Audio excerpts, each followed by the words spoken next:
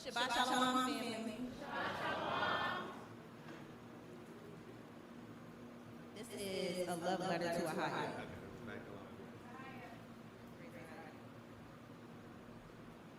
How could you love me through all of my infidelities and having provoked you to jealousy? Yet still you're always there when I call you. There are times I've offended you with the audacity to not even request your forgiveness. And most of these things, sadly, I admit are repeat offenses. For 27 years, I've been an awful spouse. Knowing you required a level of submission I wasn't given. The nerve of me to believe I love you simply because I let those words come out of my mouth. But never inquiring about how you like to be loved, nor what I could do to truly please you. Not knowing that love is an action, how have I shown you I love and need you? But yet and still, you don't hold grudges against me. You wake me every morning to start my day with a clean slate, to give me another chance to profess my love to you. When I dwell on the ways I've wronged you, the shame makes me uncomfortable because I think of all it is you sacrificed for me. And it took for you to protect me from death that I almost brought upon myself to recognize you as my ever-present source of help. The nerve of me. For you were always there. Even when I would fix my face to only reach out to you for help from my own mistakes, you always answered my call. You never screened them. Never caring if you felt used nor your power abused. Never considering if you felt misused. Not for once. And for that I am sorry. For your mercy and your grace is everlasting. To serve you is now my heart's passion, and now there is nothing I lack in. And through my testimonies, I've grown to love you before I even knew your promises. And if I'm being honest, it's my love for you and not my fear of hell that makes me keep your laws. I no longer want to hurt you, for I've been doing that most of my life. And you shared your truth with me so that before you I can walk upright. You renewed my heart and my mind. You changed my life. I have sacrificed myself and become an ascending smoke offering before you. For I am void of my essence if I am not in your presence, so even your judgments I recognize as presence. Because you chasten those whom you love. You care for and view as yours, for in your house are many mansions that I have yet to tour, but my soul craves to explore because I always want to be near you. But while I am here and on my face before you, I feel your hands extend from the heavens to wipe my tears. And as I tell the world I love you, I hope it's something you hear. Praise the higher. Praise the Most High. Let's give it up for Sister Lauren with the timely poem, right? Blessing the Most High's people in word. If I could have brother and officer Yatab come up for me. We're going to go into a little bit of exhortation before the elders come forth, right? And we just going to give some words of encouragement, brothers and sisters, with all the things that are going on in the midst of the earth. Brothers and sisters, we, as the children of God, as the children of Israel, are destined for greatness. However, brothers and sisters, there is an element in the world that have entered in from the sins of Adam, from the sins of our forefather, which is sin. So, brothers and sisters, we're going to go into a little exhortation, and then we're going to leave way and give way for the elders, right? Brother and officer Yatab, if you could, let's go to the book of Genesis, chapter 1, verse 27. We're going to get the origins of our greatness and the origin of our fall to a large degree, right? Genesis 1 and 27. And then we're going to go to 2nd Ezra 3 and 19. Right? So God created man in his own image. In the image of God created he him. Male and female created he them. Come on.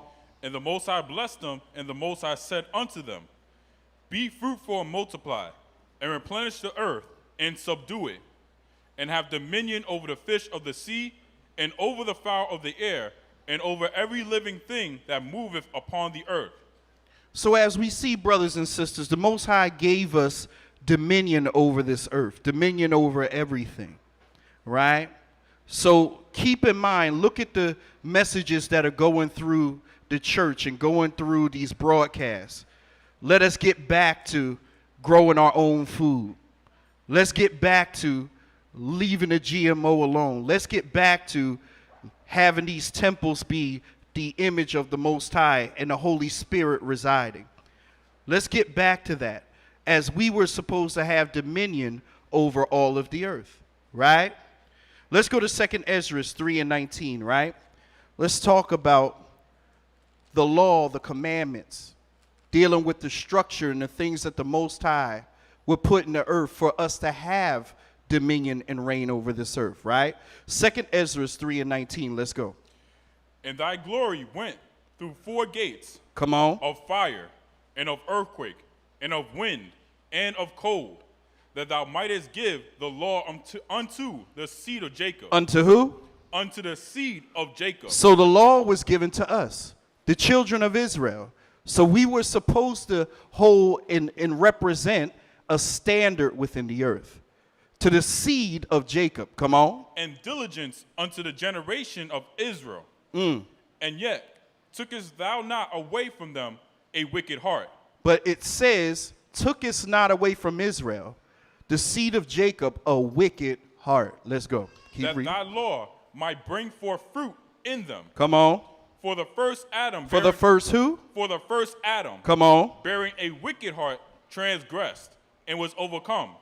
And so be all they that are born of him. So if we don't do something after we receive a knowledge of the truth, after we've gotten some maturity from Adam, we're destined to be subject to sin. So at some point, light has to shine on you, and you have to be able to take that calling and that vocation and apply it, right? Read. Verse 22. Come on. Thus infirmity was made permanent. Thus the infirmity was made perfect, brothers and sisters.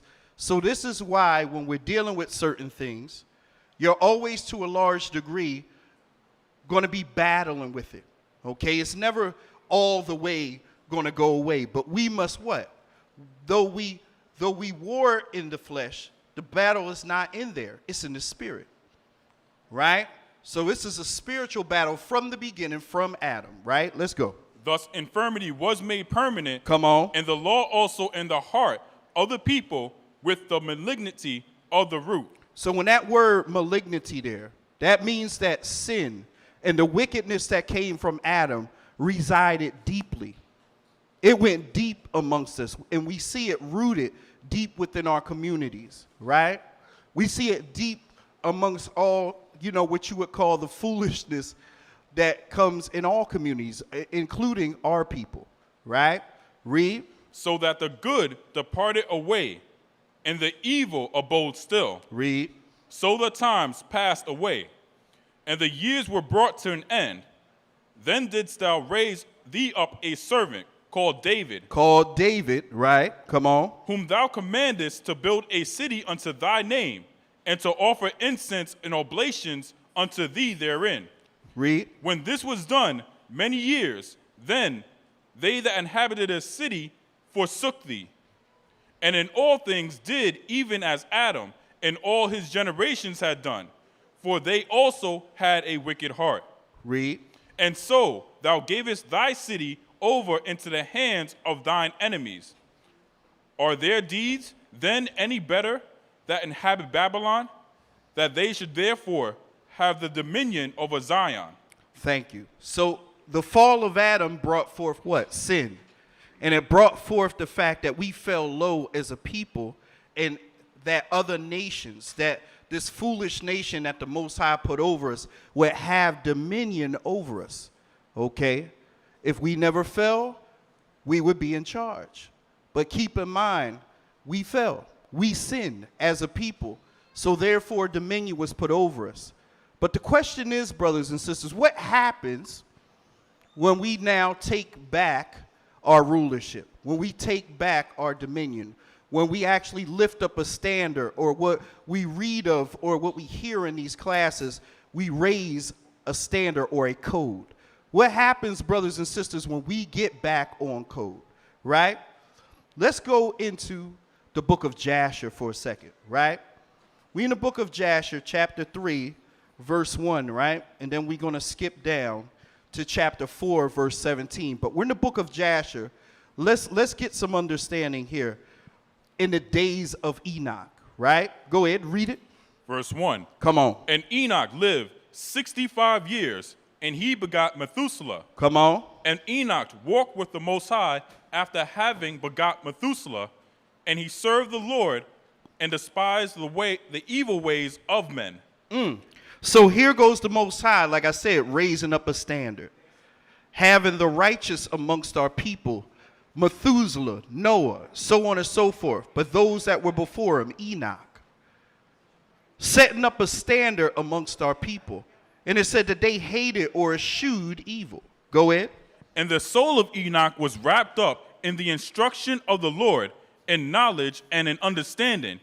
And he wisely retired from the sons of men and secreted himself from them for many days. Go ahead.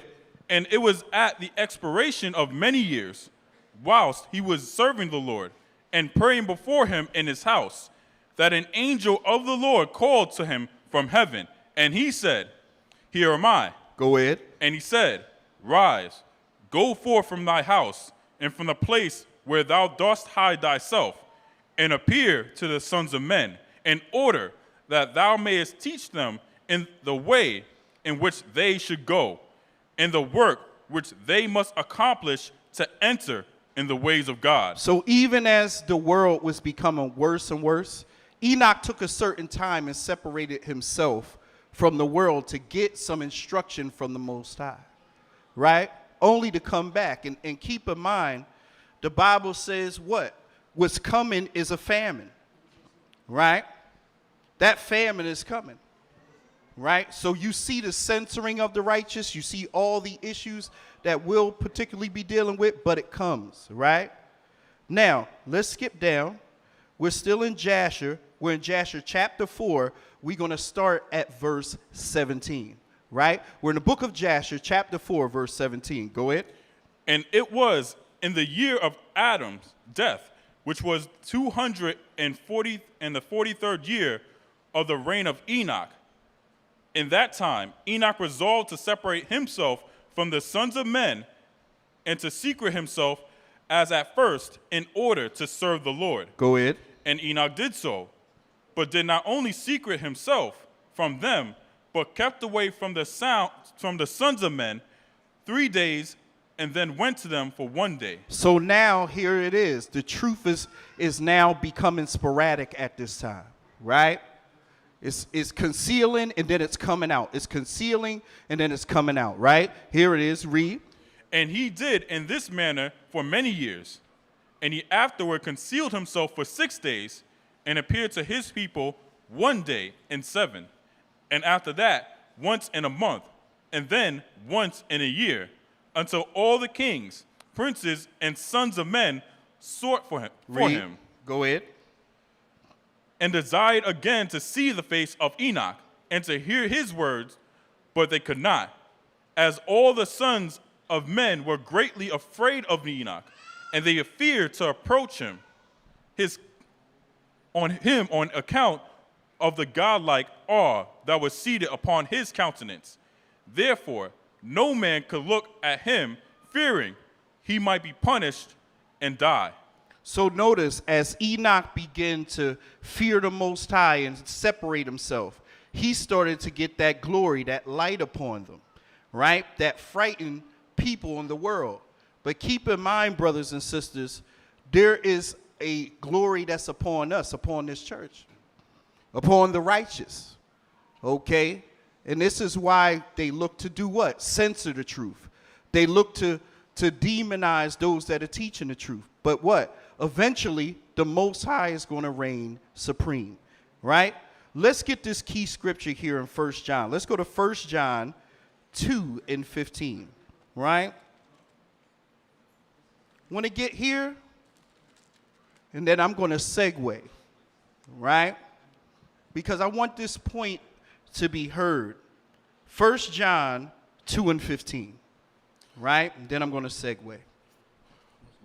Love not the world, neither the things that are in the world. So what does the scripture say? It says, love not the what? Love not the world. Love not the world. Read. Neither the things that are in the world. Because there's many things, brothers and sisters, that's in the world, right? There's many pitfalls that are in the world. So our affections and the things that we need to look after and actually attain are spiritual. The things that we look to actually acquire is spiritual. This life that we live in the flesh is finite. It's going to end. So we have to search and actually strive for what's about to happen after what comes with this flesh. Watch this now. Come on. If any man love the world, If any man love the world, read. the love of the Father is not in him. Read. For all that is in the world, So what's in the world, brother and officer, your time? What's in the world? the lust of the flesh, So we see all the things that they fill throughout media. You can't scroll the internet without seeing some type of thing of lust. You can't go in your phone or go on a social media or this or that without something coming to entertain the flesh, right? So this is what's in the world. Read. and the lust of the eyes, And the lust of the eyes. Everything you see, okay? This is that get the bag culture. Here goes the money here. Get this here. Do this here. This is what's in the world, right? Come on. and the pride of life, And the pride of life. I just seen a article, right, where tech employees and tech professionals are upset because the UPS workers are now going to make up in excess to $100,000 a year. Now, of course, they're upset. Why? Because they're like, well, we went to school to do this tech, and now the average man would be making the same money as us. Well, guess what? It's all a left-right paradigm. It's infighting. Because this is the pride of life, brothers and sisters. Keep in mind, we were always supposed to live humble lives dealing with the resources and the ability that the Most High gave us, with the fruit of your hands, right? So this is what they're putting out there. We're arguing on this financial sector. We're arguing on this financial sector. But we need to be heavenly minded, right? Come on. and the pride of life is not of the Father, but is of the world. What verse you at? Going into verse 17. Go ahead. And the world passeth away, And the world passeth away, and the lust thereof. But he that doeth the will of God abideth forever. but he that doeth the will of the Most High Ahia abideth forever. So what's more important? What's more important is actually putting your hand to the plow and doing this work. What's more important is actually, when there's something to do for the Most High, being committed, being in excellence, being punctual, being on time, being faithful. These are the more important things that it comes with dealing with the Most High. Is actually, listen, I always say the greatest ability, brothers and sisters, is availability. You have to make yourself available to the Most High, right? Because we understand that there's so many distractions in the earth, but keep in mind, brothers and sisters, there's something greater, right? Give me 2 Corinthians 10:3, right? Because this is what the battle is, brothers and sisters. It's not just something that we see that's about carnality or the flesh, but it's something greater, brothers and sisters. What is that? Give me 2 Corinthians 10:3. Let's go. For though we walk in the flesh, For though we walk in the flesh, though, brothers and sisters, we walk and we're in the flesh, read, we do not war after the flesh. that's not the battle. The battle's greater than this flesh that we bear, right? Come on. For the weapons of our warfare are not carnal, Come on. but mighty through God to the pulling down of strongholds, Read. casting down imagination. Casting down what? Casting down imagination. That's the very thought. So that's the thought of wickedness. That's that malignant root that came from Adam, those wicked thoughts. As the Bible say, that evil concupiscence, having that evil thought come in your brain, you got to fight that off. Understanding that the spirit, this war that we battle is in the spirit, right? Come on. Casting down imagination. Casting down imaginations, come on. And every high thing that exalteth itself against the knowledge of the Most High. Exactly. This is how you keep yourself clean in an unclean world. Because thoughts are going to come. right? Temptation is going to come. But what do you do, brothers and sisters, when that thought comes? You got to cast down imaginations. Read. And bringing into captivity every thought to the obedience of Christ. So that means that you must analyze your thought process.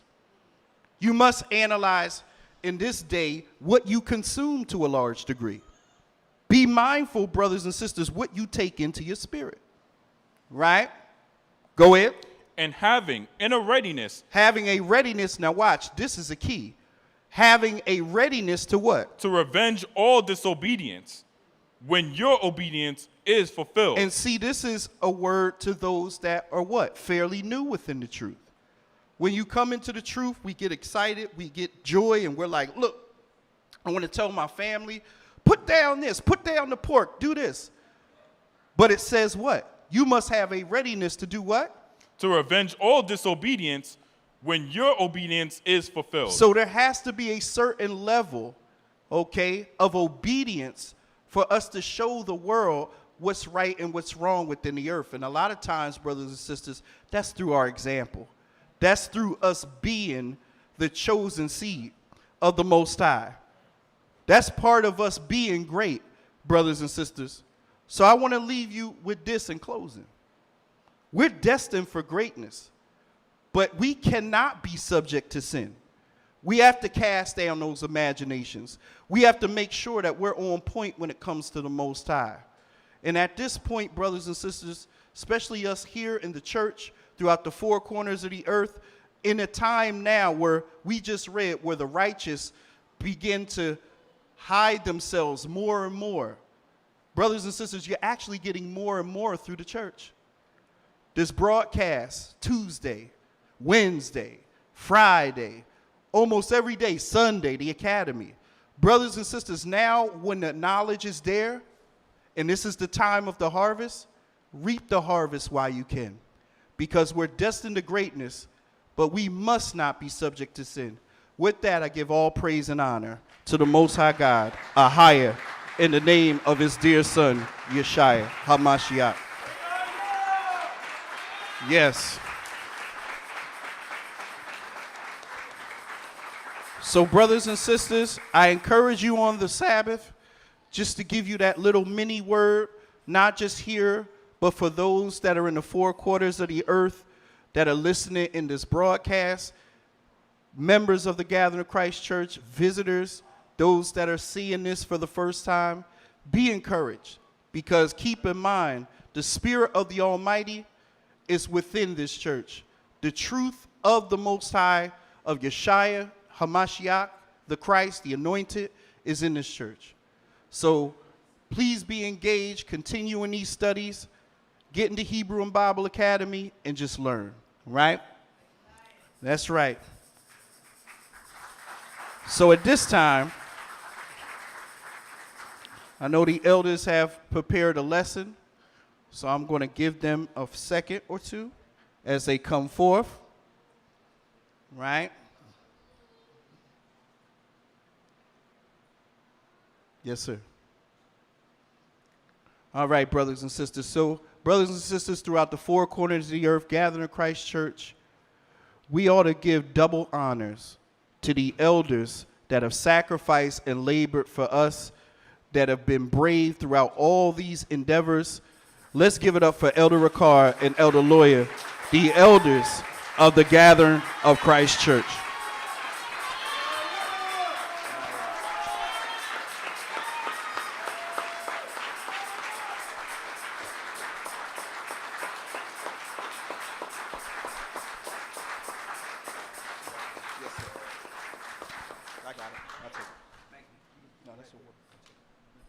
Shalom. All right, I hope you all can hear us clearly. All praises be to the Most High. Give the Most High a hand.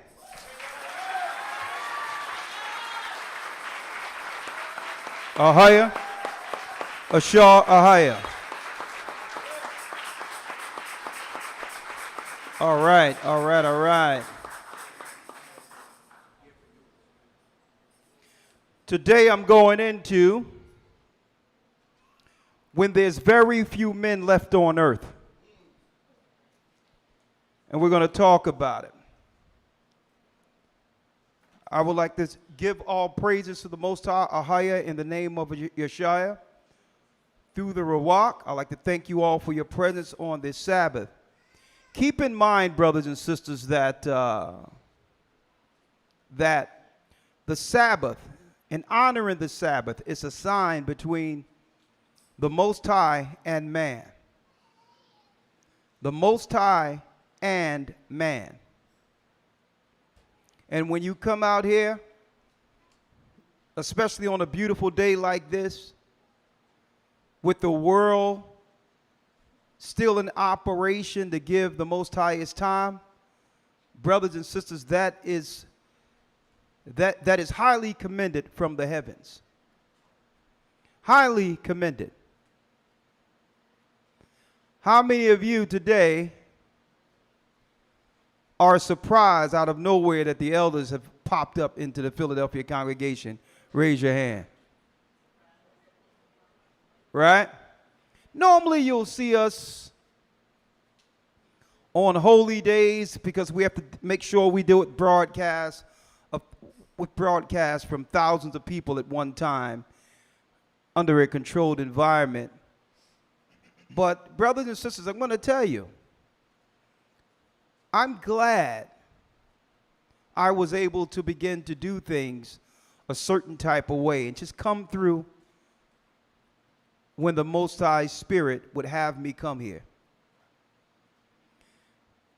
What I wanted to see in particular in this congregation, how many people earnestly are coming out to serve the Most High because they love the Most High and understand the honor of keeping Sabbath. Right?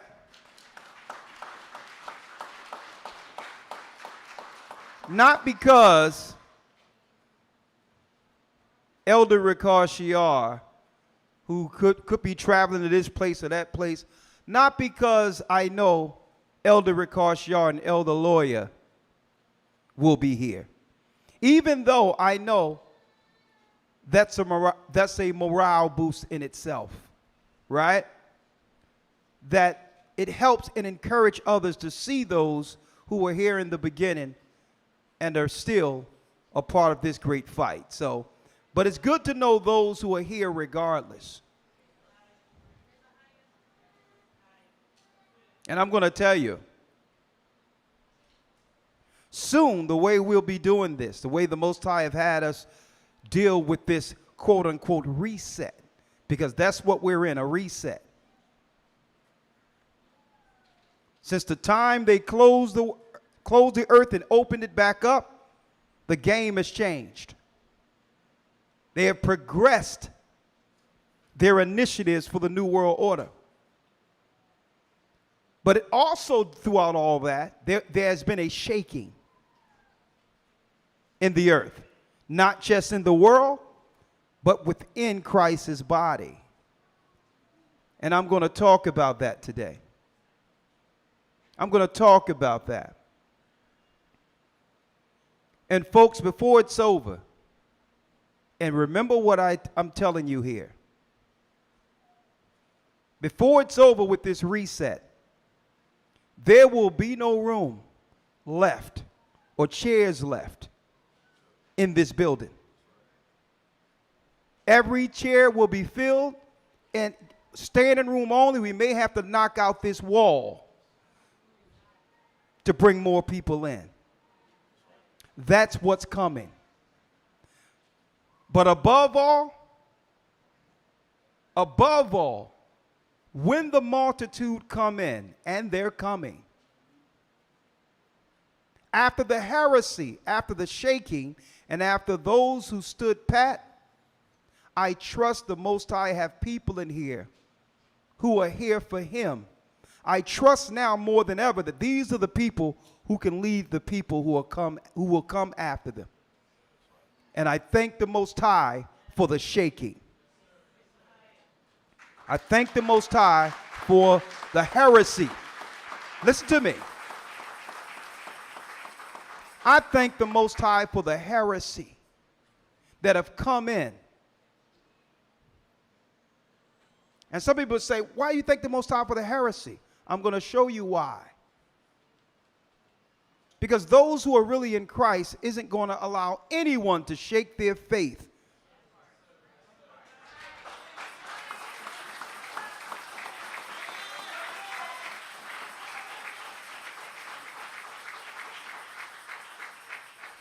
And we would rather deal with people who are pillars than are weak. Because the weak will get everyone destroyed. And I'm going to tell you, this is why Paul wrote the letters. He didn't write the letters because the churches were perfect. He was writing the letters for exhortation, correction, and also to do what? To continue in the Spirit, to fortify and to guide the saints through the trouble. Not just the trouble outside of the doors, but the trouble within. It was constant exhortation, constant what?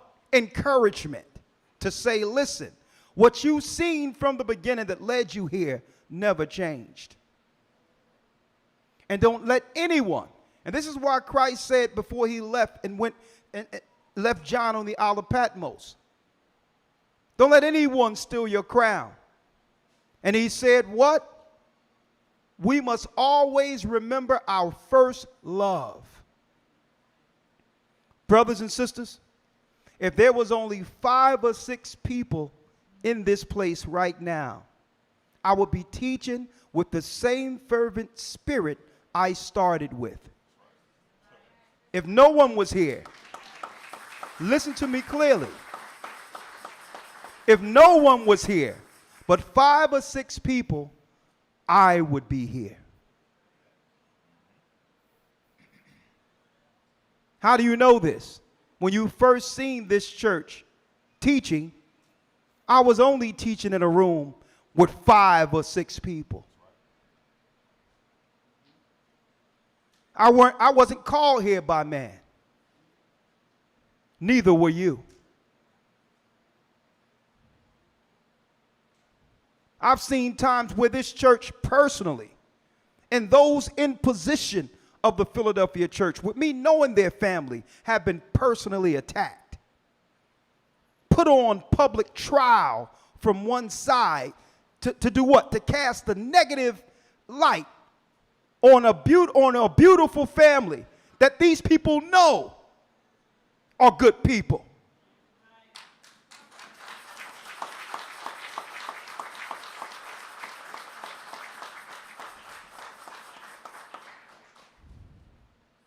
And when I told the family here, I told Bishop, he was upset when he first called and all that. I'm like, listen, let it be. Let's see where you end, and let's see where they end.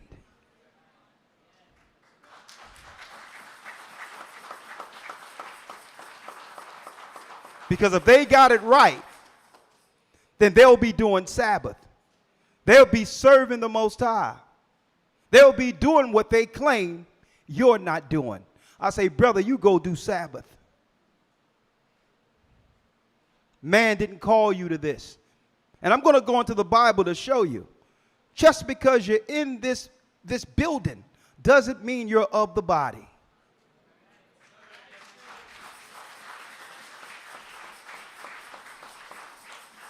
Ye that endure unto the end, the same shall be saved. Elder Lawyer, let's go to the book of Jude real quick, 1 and 4.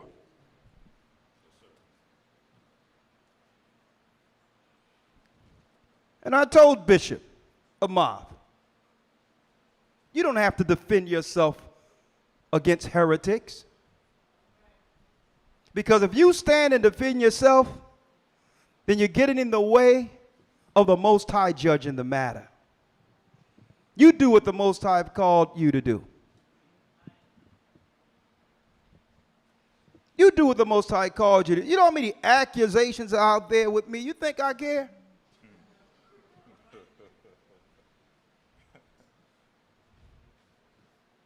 as far as these outside looking in characters,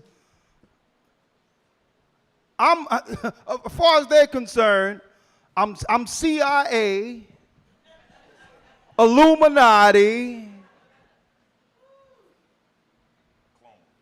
I forgot that one. I'm cloned. No, I was cloned before they cloned Tyrone. It's online. I'm this, I'm that, and I'm the other. And you know what? Does it affect me one bit? No. Bullwinkle. Hell to the no. And I'm going to start there. It doesn't affect me. Because I know someone they lied on and was dead wrong. His name was Christ.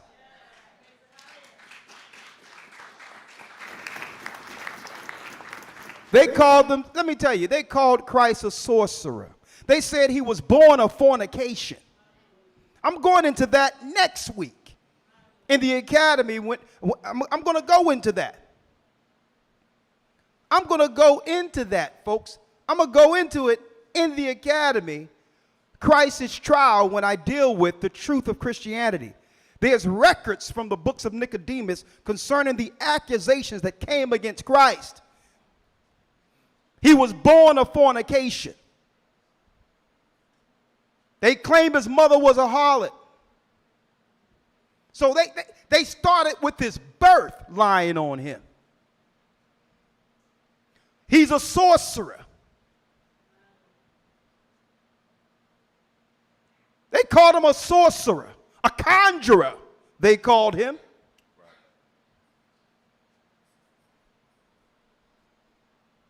And then you have other people who would view this nonsense that the malcontent would put out there and be shaken, not realizing that's the devil's tongue speaking. Because no one, even if they thought they were right, would put a stumbling block before the saints if they were right. If they were right in their heart, they would never do so. Especially when they spoke with their own mouth and stated, I would never do such a thing. Evil they are. But you know what? It's okay. I thank the Most High even for them. You know why? Because you don't know who's amongst you until heresy comes. You don't know who's really standing for the truth until the tree is shaken.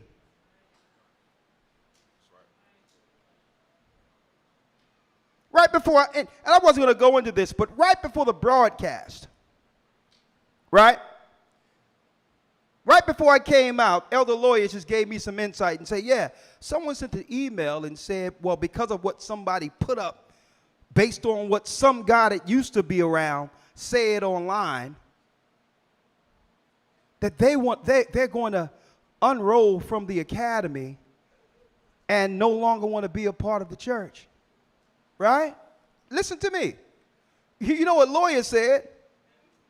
That you're not to do anything unless you have seen both sides of the matter. As the Bible said, he sent scriptures. But Elder, he was more patient than me. Because I would have said, you know what? Shalom. We were here before you, and we'll be here after you. Okay, you can take your little $50 or $75 and go. Because we're not here to pander to people. We're here to establish a kingdom. And there's going to always be issues as the Most High get his people together.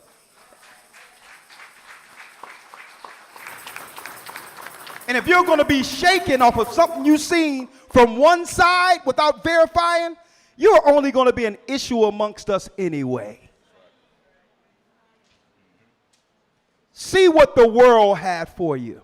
See if there's any better place. And it's a shame that she never had an opportunity to come within the body and understand that, guess what? What we have is precious.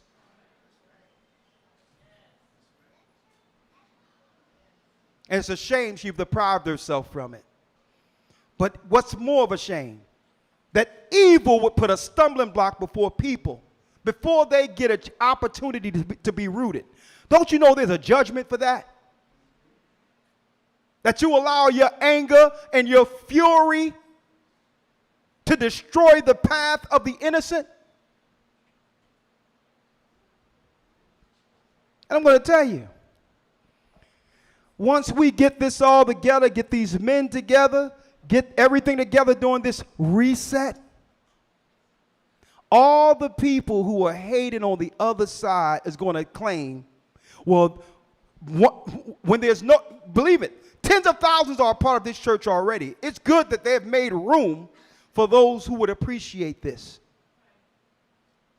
But these are the people that's going to come later and say, after there's no more room up in here, these are the people that's going to come back and say, well, now, the way the church is what we've been waiting for the whole time. We just wanted it to be like this.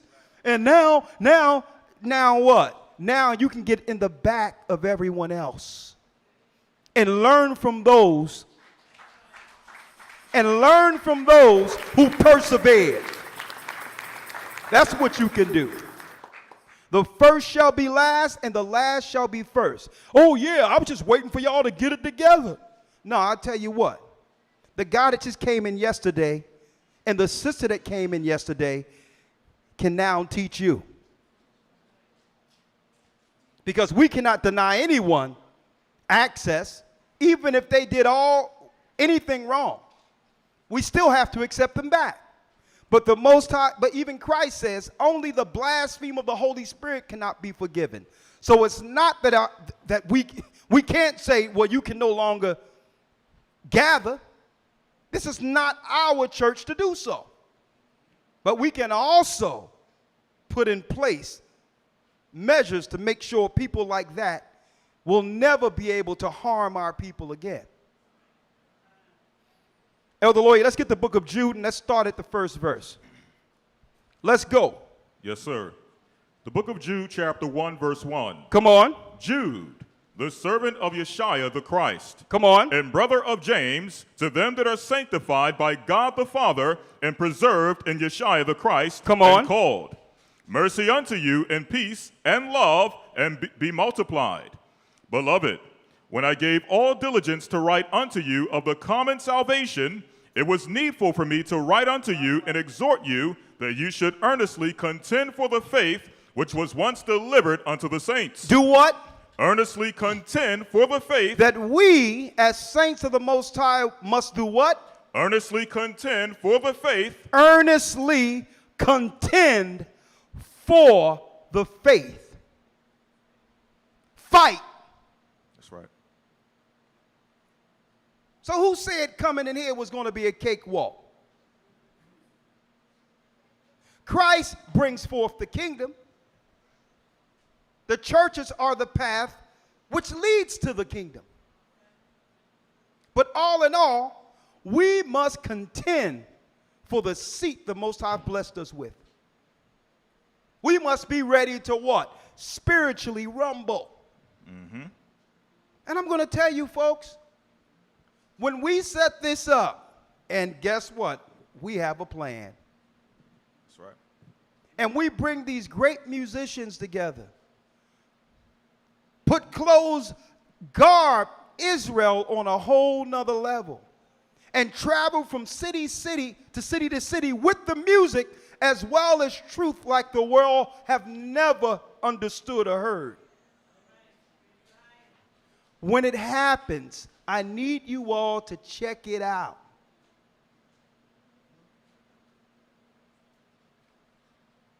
This is how you contend for the faith. When the devil strikes, we hit back twice as hard. Mm-hmm. That's right. You know what I love about this truth? We can do the truth and have fun doing it. It's going to be exciting. I can't wait.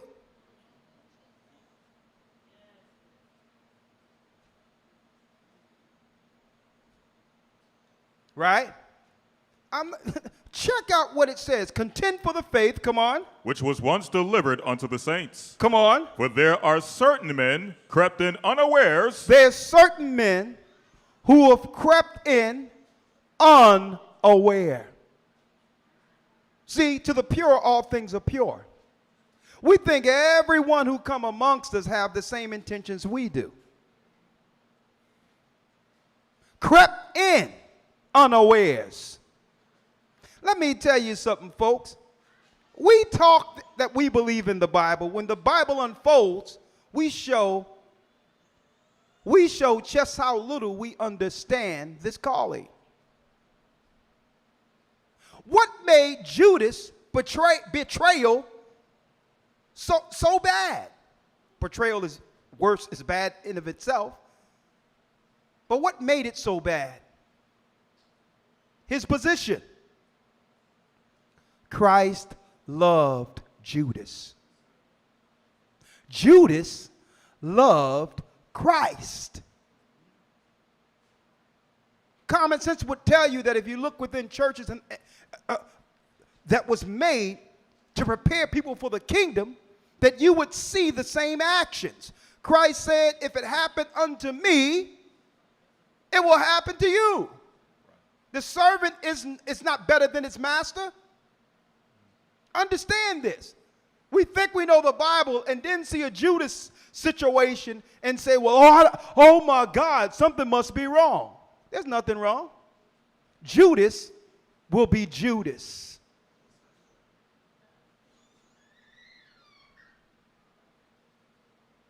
Judas will be Judas. Yeah, I feel the same way.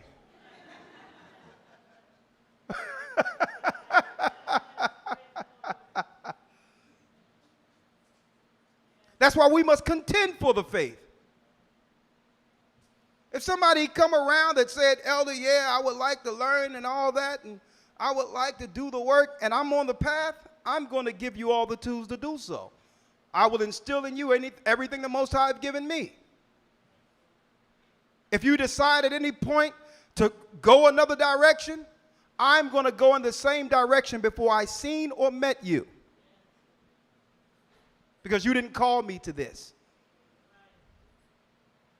And all of you have to take the same stance. That's how you contend. Mm-hmm. And then at the end of it, you can't look with what a man say with his mouth. Okay, what you're saying is your opinion. What are you doing? Are you serving the same God the same way you were before? So that means everything you're dealing with that you think is right was for naught because Satan have you on the sideline. You're not contending. Read on. For there are certain men crept in unawares, who were before of old ordained to this condemnation. Ordained to the condemnation. Crept in unawares. You don't know the reason people might be amongst the work. It could be for their own personal gain. It could be just to check out what's going on up in here. It could be to come in and destroy. You don't know someone's intentions. I want to see if this person is genuine or if that person is genuine. According to who? Your minimal view? Now a man must be measured according to your expectation?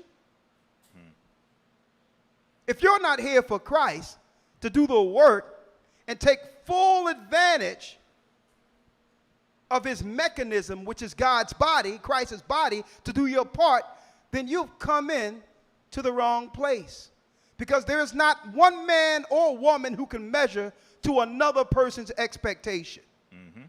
It's an impossibility. That's right. So you'll have people coming in with what? Unrealistic expectations. You're here to build, and not only that, you're here to bring your brick, and thank the Most High there's others who are willing to help you fulfill your work in Christ. It's better to have a body to work with than to be alone. But they'll creep in unaware. Read. For there are certain men crept in unawares who were before of old ordained to this condemnation. But they were ordained to condemnation. Because it's not what you're talking about, it's what you're doing. That's why when I see all this other crap people try to put online, brothers and sisters don't even have the knowledge to ask, okay, that's wrong. You're living in a free country. What are you doing? Mm-hmm. I haven't seen you do Sabbath, holy day. I haven't seen you do anything to claim that you're holy or down with this. Now, guess what? There's no one to prohibit you from doing the work now that you're free to show everyone how wrong we are. What you doing? That's what the people need to be asking others who only have time to throw shade or a negative stumbling block in front of people. If you're not doing nothing, then you should shut up.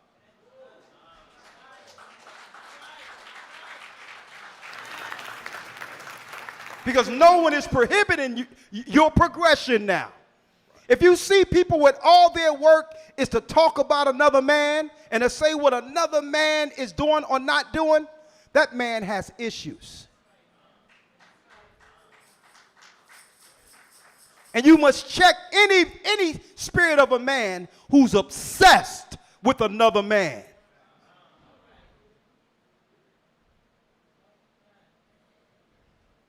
They creep in underwear.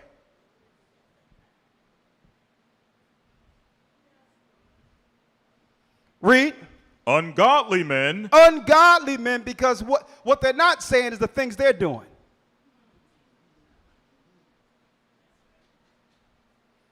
And the only reason none of those things are magnified because no one really cares. People are working. But what makes them ungodly is that they know that the things they trying to claim others are doing, that they're doing even worse. But because no one really cares about what they're doing, it's not magnified. Because why? They're not being recognized as those of them who people would care concerning their actions. Read that last piece again. Ungodly men. Ungodly men. They're worse than the people they're talking about. Read. Turning the grace of our God. Turning what? Turning the grace of our God. Turning the grace of our God, because the things you're talking about, guess what? Christ had mercy on you. The things you did in the world, you should have been dead already and covered by grace. Only to accuse those who are in Christ? What makes you different than the mob who crucified him?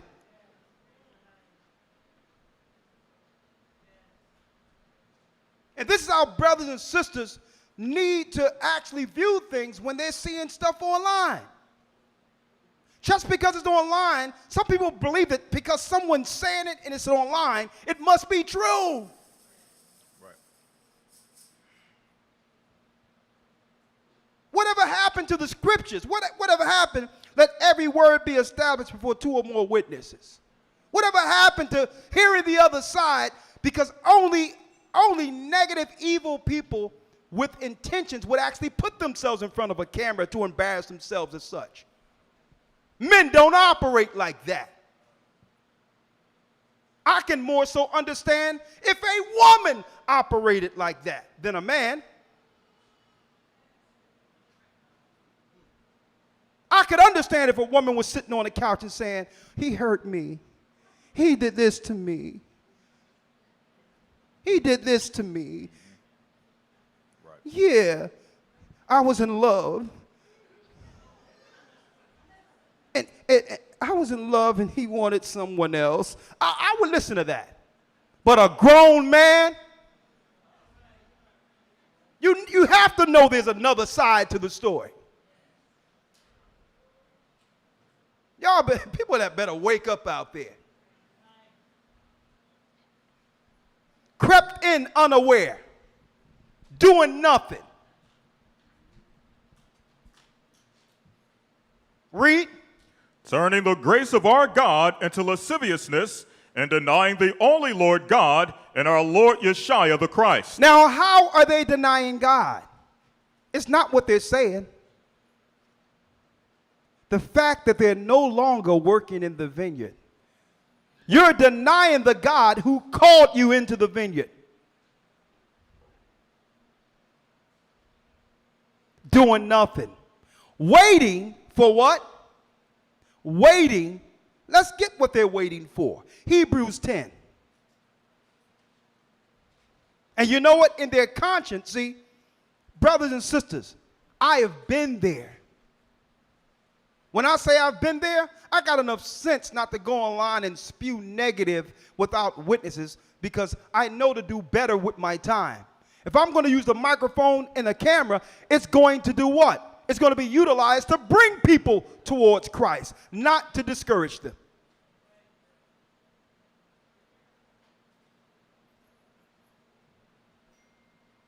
So what are they waiting for? What are they waiting for? Let's go to Hebrews. Let's read it. Hebrews 10? Where it says, forsaking the assembling. Yes, sir. Hebrews 10 and 24. Read. In fact, I'll start at 23. This is what they're waiting for, because I've been there, folks. Let me tell you, when I was on my journey, UPK, non-shield general, in the 90s, going into the 2000s,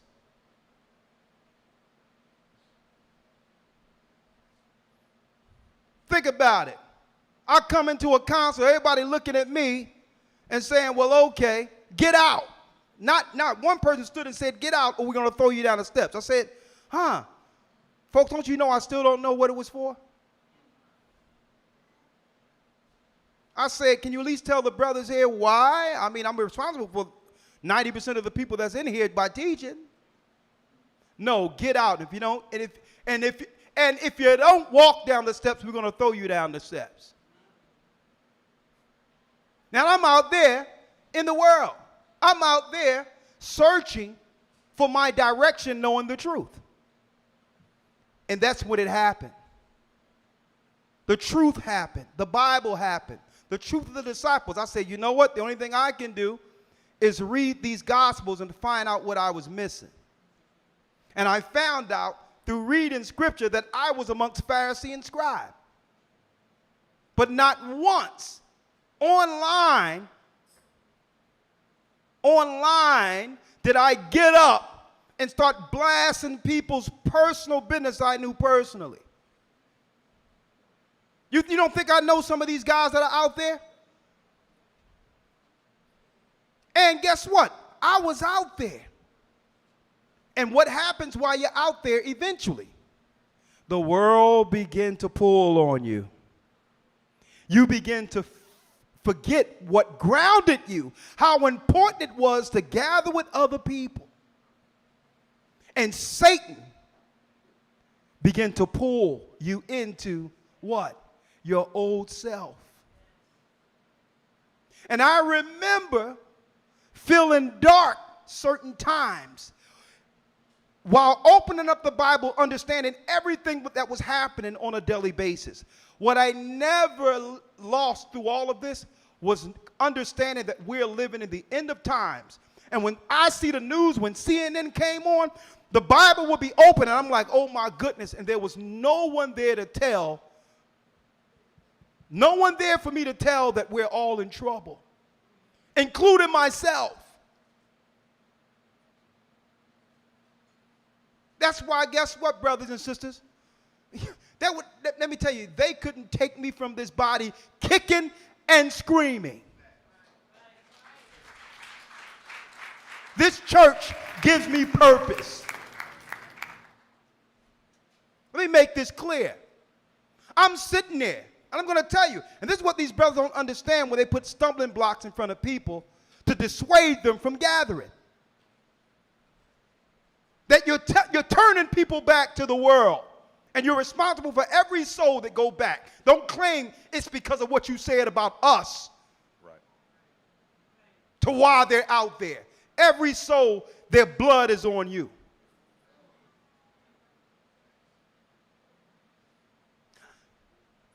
I know how it is to be separated from a body and be free to do some of the things you used to do. I would make sure every Friday I still kept Sabbath. Initially, listen to what I'm telling you. But growing up, 15th and Diamond,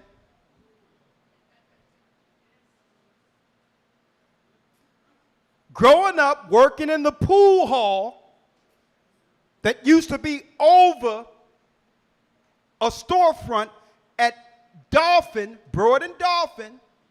Then there was another pool place right up 20th and Columbia where all the hustlers go. I found myself saying, you know what? Right now I'm in between places. I need another place. I'm going to hustle some pool. Listen to what I'm telling you. A person who hustles pool isn't trying to challenge a person who's on the level of them or can give them a challenge. A person that hustles pool finds the person that they know they can win, that they can defeat.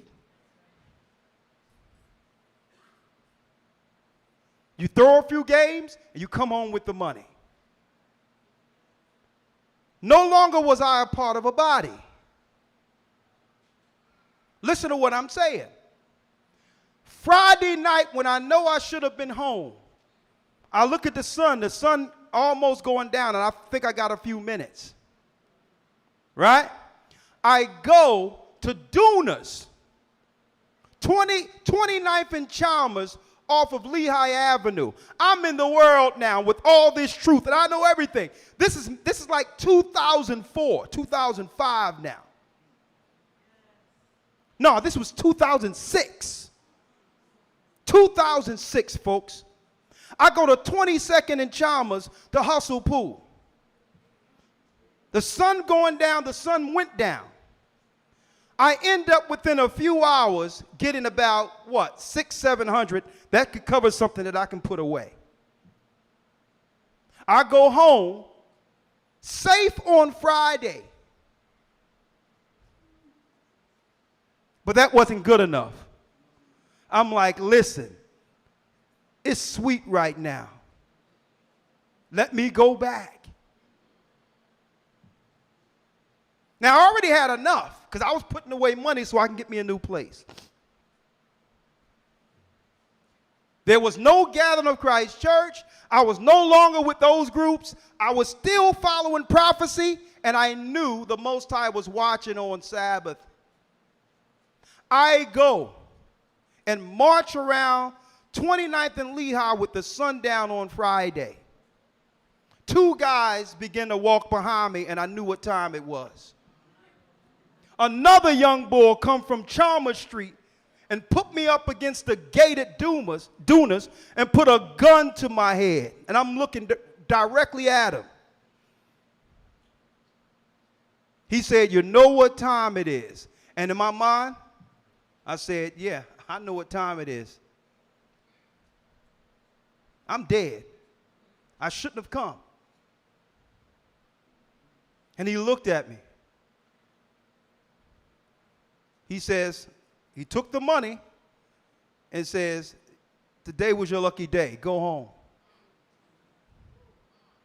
And I walked back home with no money.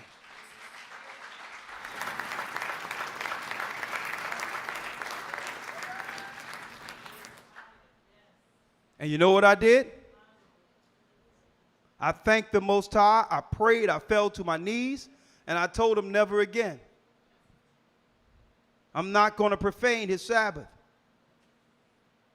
And then everything began to open again. I started studying, learning, and here we are. And I'm going to tell you all this, brothers and sisters.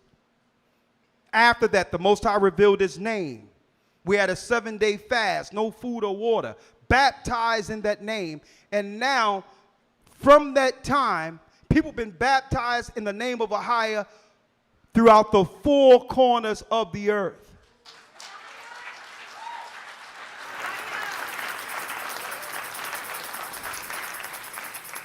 And let me tell you something, brothers and sisters.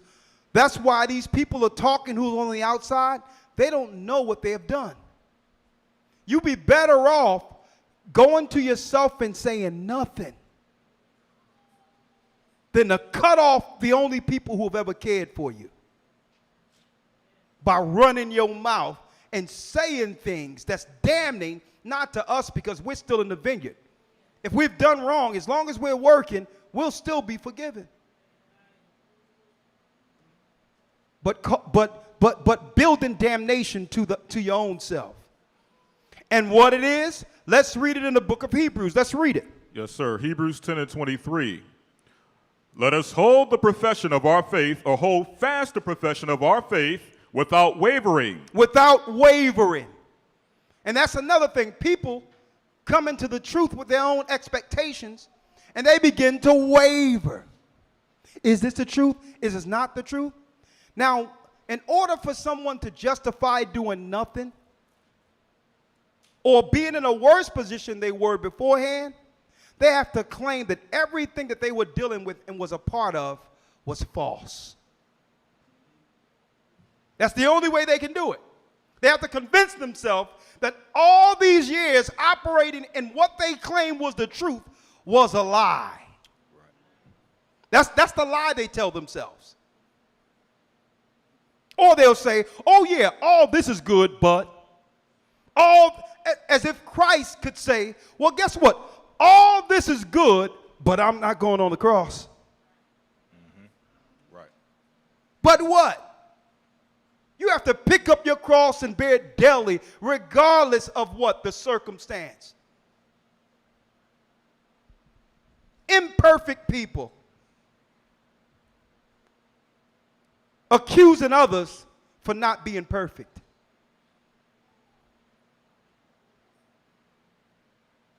And the Bible tell you what's waiting for them. Let's read it.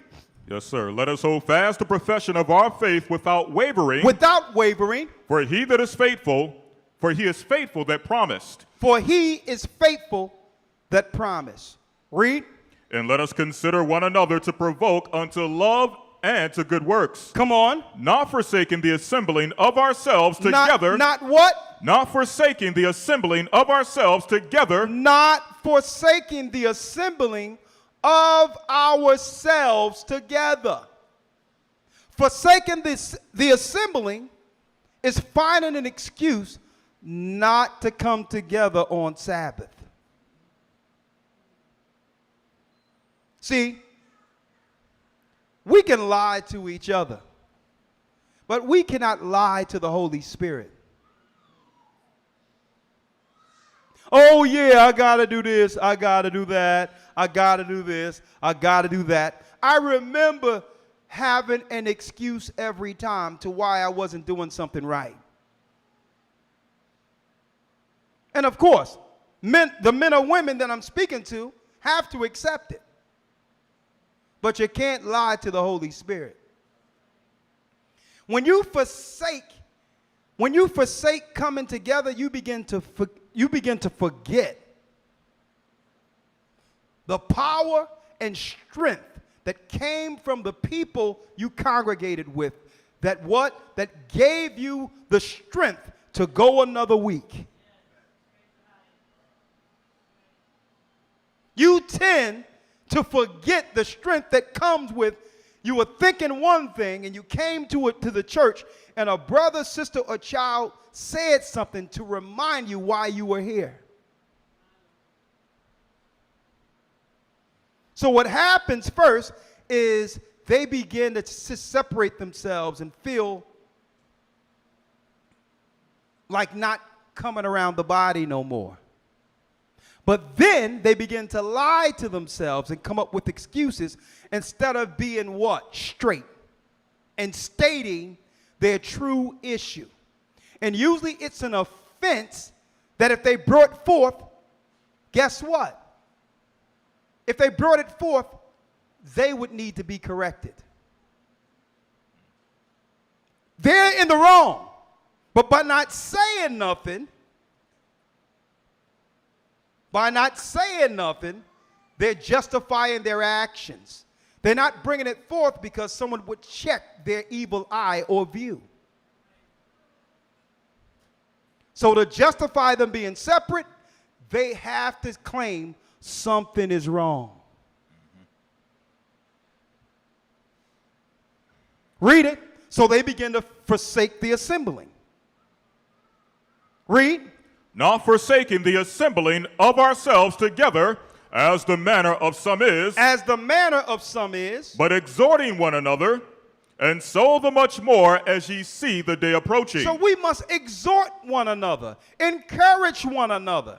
If there's wrong, we must do what? We must bear the infirmities of the weak and help one another.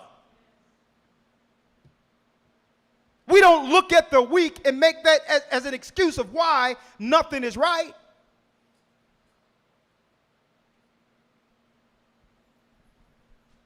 The strong bear the infirmities of the weak. The weak may fall. The weak may even sin.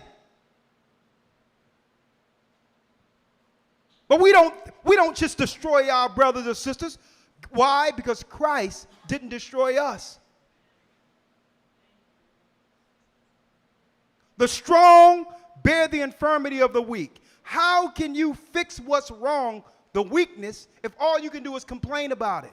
If you see it, help fix it. If you can't help fix it, shut up and just do your part in the work until it's finished. That's right. And the Bible talks about murmurs, complainers. They believe that's their role in a church.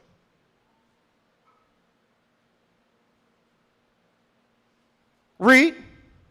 Not forsaking the assembling of ourselves together, as the manner of some is. As the manner of some is, which means some people are forsaking the assembling on the outside, thinking that Christ is going to allow him inside his kingdom. It doesn't work that way. They think they're going to come in the last minute and say, okay, I'm here. Did you recognize me? Yes, doing nothing. Read. But exhorting one another, and so the much more as ye see the day approaching. The closer we become, the closer we come to the truth, the more we should gather. Read. For if we sin willfully. If we do what? For if we sin willfully. What is the willful sin here? Forsaking the assembling, the Sabbath, gathering, exhorting one another, praising the Most High together. Because what we do here amongst this work, having the freedom to do so, is what we'll be doing in the wilderness. And the Most High calls that a sin, forsaking the assembling. Read. For if we sin willfully, after that we have received the knowledge of the truth. The knowledge of the truth. There remaineth no more sacrifice for sins. There remain no sacrifice for sins. Christ isn't covering you. His grace doesn't cover you. Why? It tells us. It tells us in the Bible that any man put his hand to the plow and walk away, he isn't worthy of his kingdom, of Christ's kingdom. Because Christ couldn't work all the way to the crucifix and say, you know what, I'm not going up on that cross. Any man who works in the plow and put it down, he isn't worthy of the kingdom. So who is crazy enough to listen to such a man? Think about that. if you forsake the assembling, guess what? There remain no forgiveness. There's nothing. You're out there in the world, dangling in the wind. I was there. And I know how true this scripture is, especially at the end of it on a Sabbath, staring in the barrel of a gun. I understood that if I followed what the Most High said, I wouldn't be here. I wouldn't be here inches from my life right now. Because it was the grace of the Most High that day, folks, because I knew for sure. You have to realize, I know what goes on 29th and Lehigh, Chalmers, all up in that area.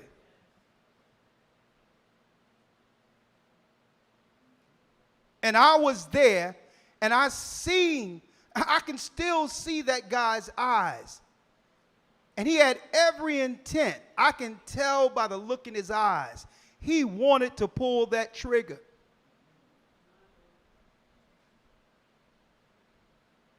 And I'm going to tell you, it was me forsaking the assembling. And now it moved me to a point where, okay, nothing is going to happen to me. I'm okay. All naive to my environment. And now what? In the hand of Satan and his servants. Why am I going here, folks? I'm not trying to scare you all. I'm not saying anything like that. Everyone have their own choice. You know, when it comes to liberality and not putting pressure on people to do anything in this church, you've never seen me try to put pressure on any of you. Everything you do in this church is free will. Everything you would like to do, it's free will. I never put pressure on you or make somebody feel less than because they're not doing what I think they should do. So I'm not here to scare you all. I'm here to tell you the truth. That with this body and congregating within this body, when we were baptized and came out of that water, we signed a contract and we were bound to Christ and each other. Through the good, bad, or the ugly. This is war. And when we're out at war with our comrades and he's shot in the leg and he's limping back, we don't say, look how weak he is. Look, he can't defend like he used to. Look at him. No, we say, listen, brother, you go get his arm, and we go in the dugout, we go in the back, and we patch our brother up. We don't sit back and say, okay, turn the camera on now. Oh, yeah, the brother is shot in the leg. Look at him. He's bleeding out. I told him if he don't do what's right, the Most High was going to do this. Now look at him. He's negative. He's limping. Can't even work for his wife. Now look at him. Look how sorry he is. That's why I'm not no more amongst them. Look how weak he is. Mm-hmm. Right. Crept in unaware. Not realizing Christ didn't come for those who was already healed. He came for the sick. He came for those who still struggle with things.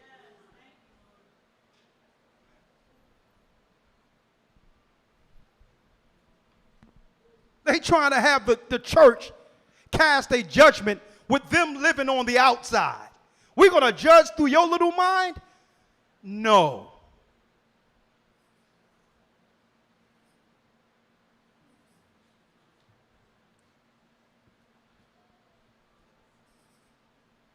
Now let's go into it. Sir. What is our lesson today, real quick? When there's very few men on earth. Now tomorrow we're going to have a guest come on. Now this man is from the world, but he grew up a Christian. And he's traveling the earth seeking to find a companion. He's given up on women in America in particular because he says the pool have been tainted to every degree where there's no traditional women left out there for him. Right? That's his opinion.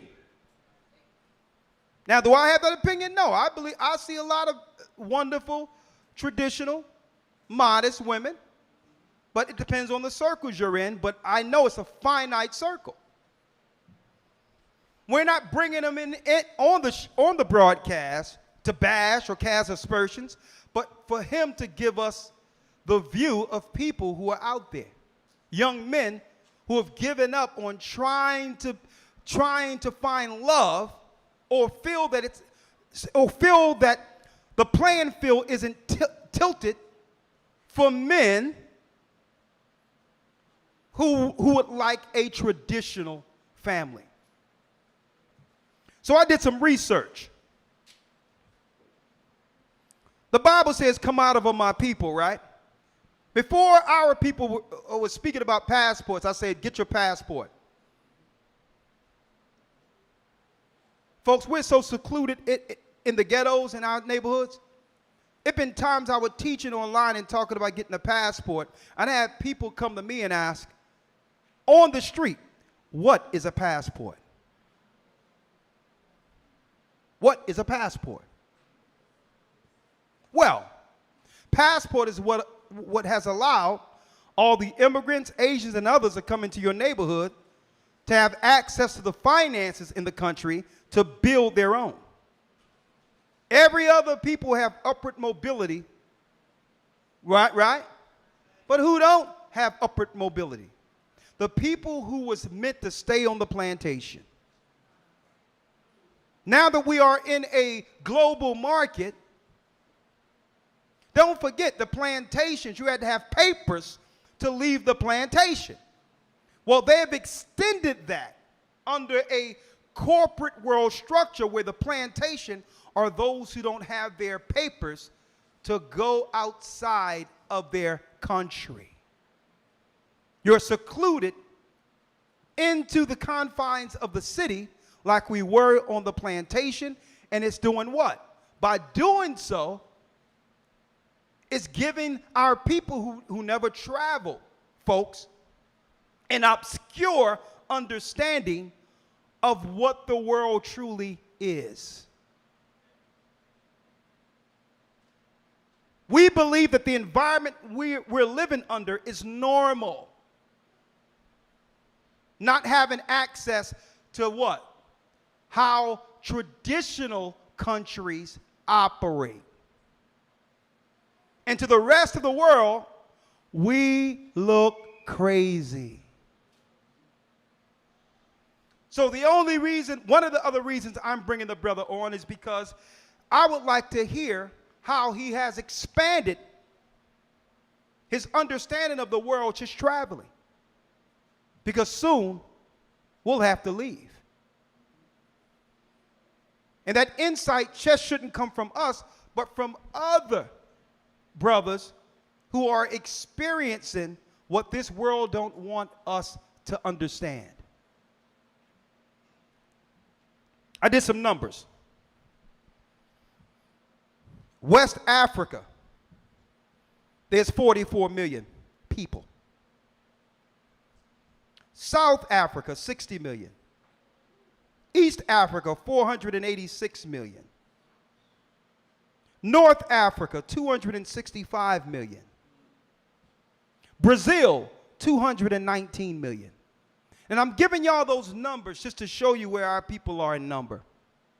In comparison to the quote-unquote about 325 million Americans of population, and they claim that we're about 13 to 15%, which is about 50, 60 million, but I know we're upward over 25 million because the majority of us doesn't even answer the census. But think about it, if it's 25 million or 20 million here, we pale in comparison to our brothers and sisters of the diaspora who've been scattered throughout the four corners of the earth. And I'm saying this because we need to expand our mind beyond Babylon because it's over. And I'm going into this lesson when there's only a few men left on earth. Because to show you how we've politically gotten here.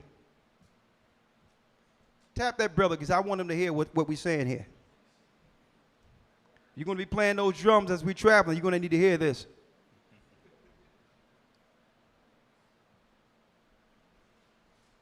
We need to expand our mind.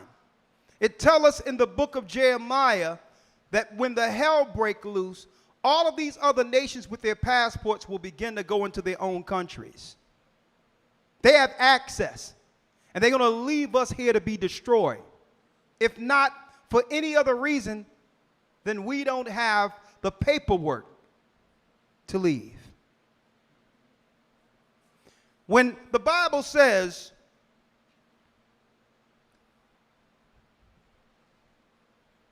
this lesson, when there's very few men left on earth, very few men left on earth, we've been socially engineered into the destruction primarily of the black man or Judah in America. And I hope I can quantify this in a way that you can all understand it, and I need y'all to have your pen and pads and write this down.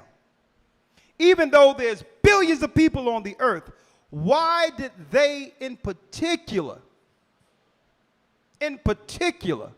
set a program that would negatively affect Judah here in America?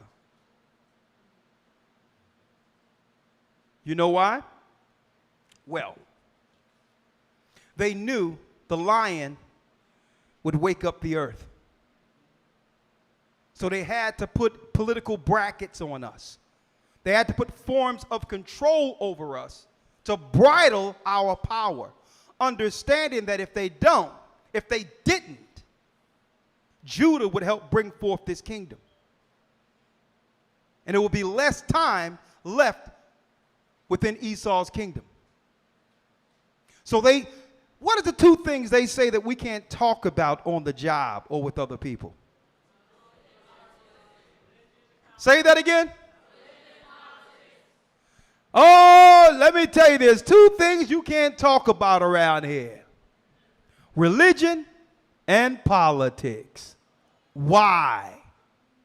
You can't get to the bottom of anything unless we discuss religion and or politics. You're telling me not to, you're telling me not to discuss politics, when at the same time the Civil Rights Act of 1964, you had us believe that it was for Judah, the black people here in America. Who thought civil rights was for our people? Raise your hand. Initially, the civil rights movement. Initially, that's what I thought. I was taught that in school. Martin Luther King, we had a dream, we marched, 1960. Folks, do you know the 1964 Civil Rights Bill was the woman's right? The woman rights and the Civil Rights Act of 1964? Do you know that the Civil Rights Act, in order for them to pass it, they had to include women under the Civil Rights Act? It wasn't our civil rights. This is how they was going to bridle Judah. There was never a time since the inception of America, since the creation of America, that white women didn't have the same rights as black men. They benefited equally in America. But you had the white liberals, the women, stood up and say, if you give them these civil rights, black men will have more power than white women. So you must include women.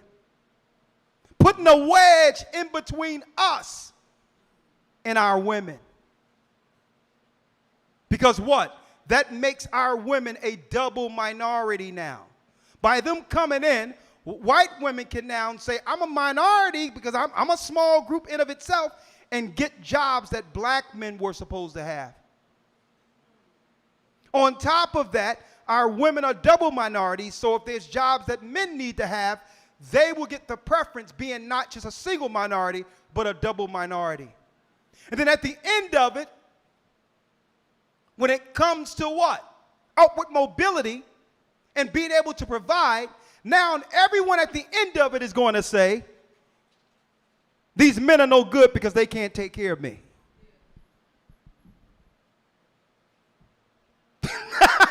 They're not making enough money. You see how they put that in place? Knowing that they was going to take the positions that would do what? Free the black man financially to be able to be what? Looked upon with the status our women would be proud of.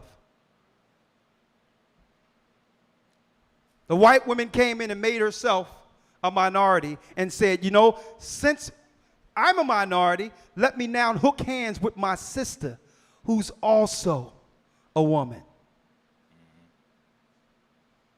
To cut off the upward mobility and the right to earn, totally trumping the black man who died. Martin Luther King Jr. caught a bullet, not Coretta. Not that she wouldn't, but it was all about at the very end, when America began to boom financially, that there will be a fight, a struggle between the black man and the black woman strictly on finances. That's why they don't want you to talk about politics, because now you talk about politics, you can see the game that was played against us, that had us come at odds, be at odds with one another. There's no way, after what we struggle from slavery all the way up until now, that we're about to get rights, that white women should have been included. There was never a time that white women didn't benefit from our people serving here. They tricked us politically. That's why they say, don't talk about it. Power isn't easily relegated. It's never given away. Power have to be taken. Check this out. 1973, Roe versus Wade. On top of giving a woman the right as a minority on equal par with the black man, Judah, on top of that now, Roe versus Wade. Right? Now, Roe versus Wade was deep because now it gives people an opportunity, women in general, it doesn't matter what your ethnicity, so if you make a mistake or now a child who would actually get in the way of your financial way of earning, you can now get rid of the baby so that you can have earn and probably have children later. It was giving women an out. Why? Because usually, especially that time, with a baby came responsibility and family. So you can't be in the workforce and take care of your children traditionally like we were used to. Women knew. We have a baby, we're not working. We worked for master, we did all this. We were working, doing laundry, but now I'm having a child, you have to take care of me. They put that in place. Okay? In the late 60s, leading up to Ronald Reagan, they put what in place? Don't talk about politics. No fault divorce. No fault divorce. That means it doesn't have to be a reason. I just don't feel like being married. All of this was to free women. Because why? Money makes the world go round. I'm going to quantify this. It was to free women. Why? Think about it. Because there was laws in the books from the 50s that would make alimony and all that for the women who weren't working before. Alimony was in place because women weren't in the workplace. But they never took alimony off the books. So what did they do? No fault divorce. You marry, half money goes to the woman as if she don't have the right to earn herself. Stopping the upward mobility, particularly of the lower class man. Because a rich man don't care if you take half. He'll make that tomorrow. He don't care. He'll give you $50 million. You think Bill Gates care about what his wife got? His wife received after the divorce? He make that per second. So it was really the pressure us. So they took no fault divorce. Then under Clinton, child support. A separate court that would incentivize a woman to have a baby over getting married. Because if I have a baby, I'm locked in financially for 18 years. And I get housing, government, and on top, I can take him through the ringer if he don't do what I say. Right? But check it out. They don't want us to talk about religion or politics. When it was politics that was working behind closed doors to stomp out the black man, to destroy him from ever having upward mobility and the financial aptitude to help his people. Right? And then what happened? The boom that came with going to college. I remember that the 90s, the 2000s. Well, if everyone else have degrees over the man, then who's going to have all the jobs that Martin Luther King had, that the doctors had in the 60s, the prestigious men? No. If you have the titles, you have the money. And now we're to be looked upon as deadbeats. We're to be looked upon as what? You're defeated. You have nothing. You don't see that they're politically playing a game against the children of Judah. Not just on one side. Because right after Biden was put in the office, listen, you can't talk about politics or religion. I'm going to get the religion piece in a moment. Right after Biden was put in the office, they began to pull the strings on the other side. Roe v. Wade retracted. Roe v. Wade, taking away Roe v. Wade. Number one, first domino to drop. In Tennessee, and it will be picked up in all these red states, and eventually it'll come everywhere. In Tennessee, they're drafting a bill under Democrats now. The Republicans, but the Democrats ain't going to do anything about it. Alimony. The retraction of alimony, because women have the equal right to earn. No more alimony, because it's an old rule that only applied when women couldn't work. Or at least men had the higher percentages of jobs in the workforce. No alimony. Check this out. Other states will pick it up. Now check this out. No fault divorce in another red state being picked up. I looked at all of this. That means you have to have a reason for walking away. So you just can't take half. It will be adopted from other states. Check this law they're pushing now. They're pulling the strings on the other side. Don't talk politics or religion. Listen. Before a man can be placed on a birth certificate, there must be a test to determine who's the father. He cannot put his name on the birth certificate until a test have been had. That's being drafted in another state. Now check this out. On top of that, listen clearly. To stop birth fraud,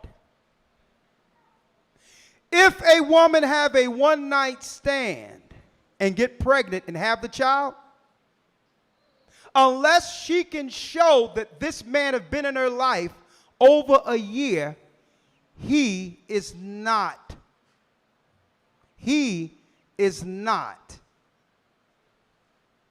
at cause and isn't responsible for taking care of the child. A bill they're passing. Now, the only way that she can actually show on record that he belonged there as a father is what? if they're married. How many of you knew, how many of you didn't know that all of these bills were on the table right now? Raise your hand. And here, they started with us. Now they're coming after our women.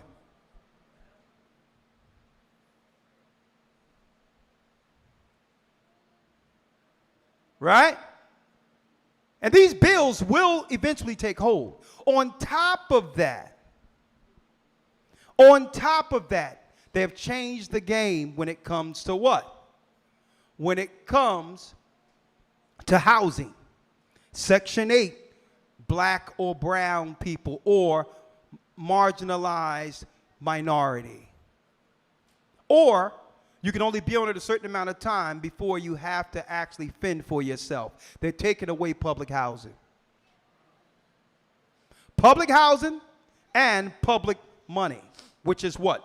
EPT and all others. They're taking it away. And above all, they claim that there was a bill that can give debt relief for those who went to college. They dangled that during the election cycle, only for them to vote and say, no, we can't do that.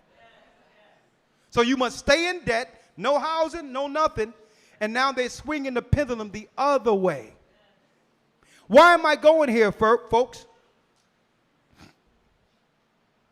This lesson,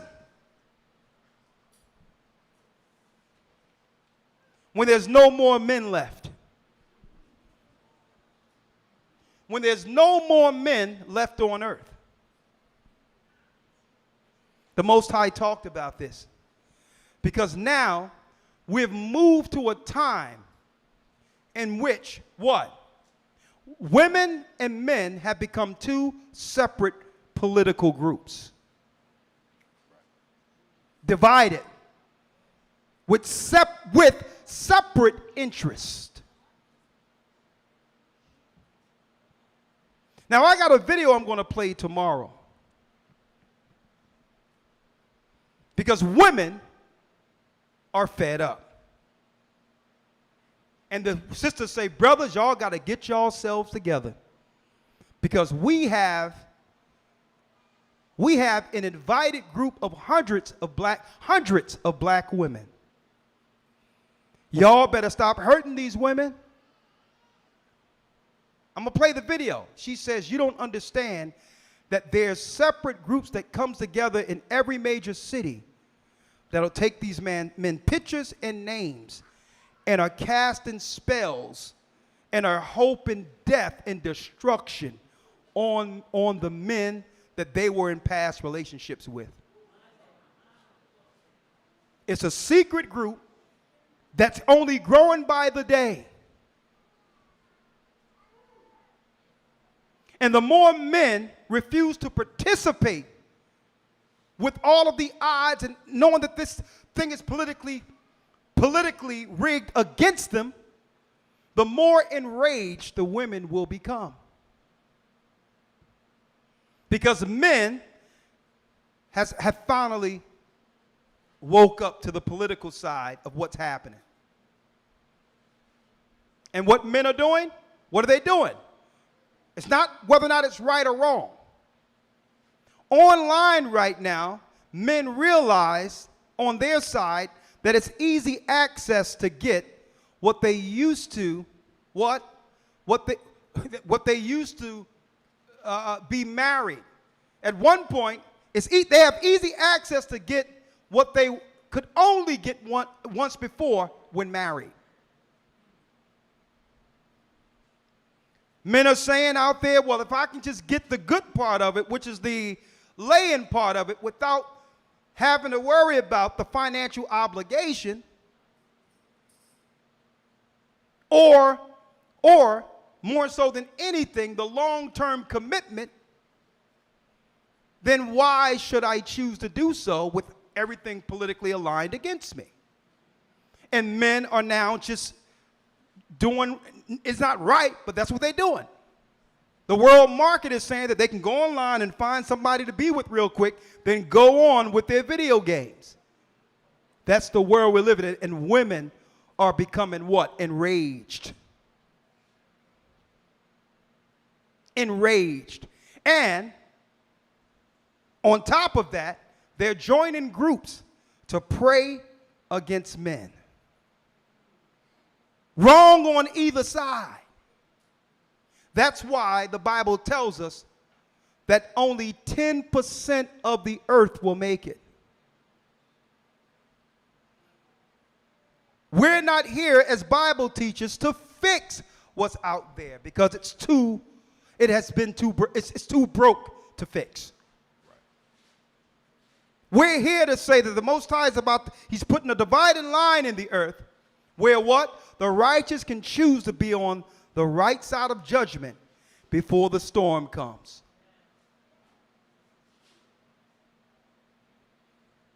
Folks, we've been tricked. That's the political side. Two things you can't talk about. Politics and what? You know why? Because they knew at the very end of this, our people would actually be on the jobs telling everyone that we are the children of Israel. That's the religious side of things. We're not arguing whether or not the Mormons are better than the Jehovah's Witnesses. That have never been an argument out there. They all coexist in their own little conclaves. Baptists don't talk about anyone else because they're Baptists. So that was never an argument at the job. Now, of course, there have been some conflict between Islam and Christianity, but this was predominantly a Christian country. That's not a debate Muslims could win. They didn't want us to talk about religion because they knew eventually we would find out, according to God, that these people they've been holding down politically and otherwise for years are in fact the true children of Israel. So now, brothers and sisters, let me tell you this. We're going in a time where there will be few men left on earth. Let's get it real quick out of the book of Isaiah where it says a tenth. Isaiah 6. We're going to stay in Isaiah real quick. Isaiah 6, and we go into Isaiah 3 and Isaiah 4. Because what? Can any of you guess what will happen when men continually operate the way they're operating without playing the game? Think about this. Eventually there'll be no alimony, no way of trapping men, no more of doing any of these things. And on top of that, the government will pull away all of its support from the women they once propped up. What will happen? Women are going to be looking at men and saying, you have to provide for me. But with what? Now that we finally understand what's going on politically, they've opened the borders to every other ethnicity who have taken all the jobs. With what? So what's going to happen? It's going to be gang war. It's going to be gang war. By any means necessary, the survival of the fittest. And folks, they're already dealing with the propaganda through media, folks. The women are in all high positions. They're grouped together. Men are the stupid ones. Men are the ones who need women for guidance. Men are the dunce. Women are putting grown, strong men like Hulk Hogan on TV in full Nelsons.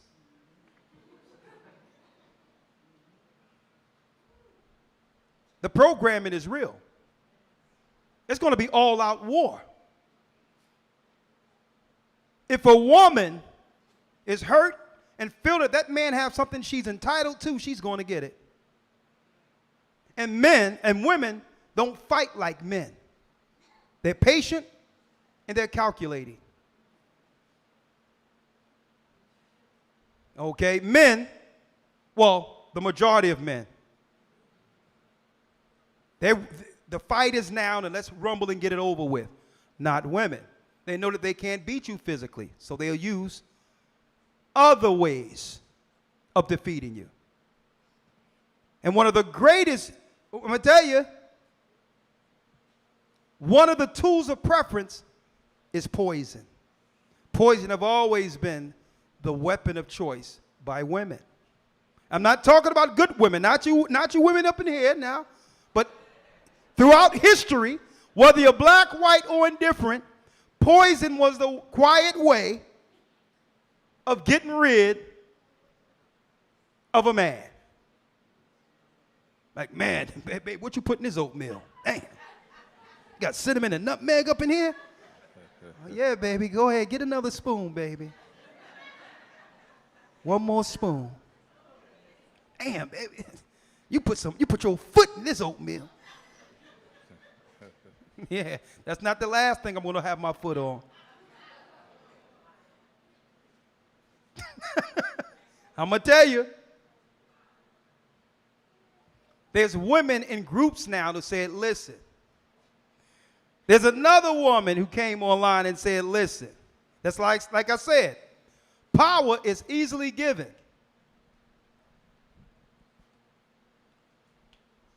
But it's not easily relegated. When I say it's easy, when they politically aligned things, they knew that there would be a what? A cataclysm at the very end before Christ returns between man and woman. Because that's how it started. Man and woman eating the fruit. So eventually that man and woman, Adam and Eve, would be at either odds at each other at the very end. Right? Let's read it. Yes, sir. Isaiah chapter 6, verse number 9. Come on.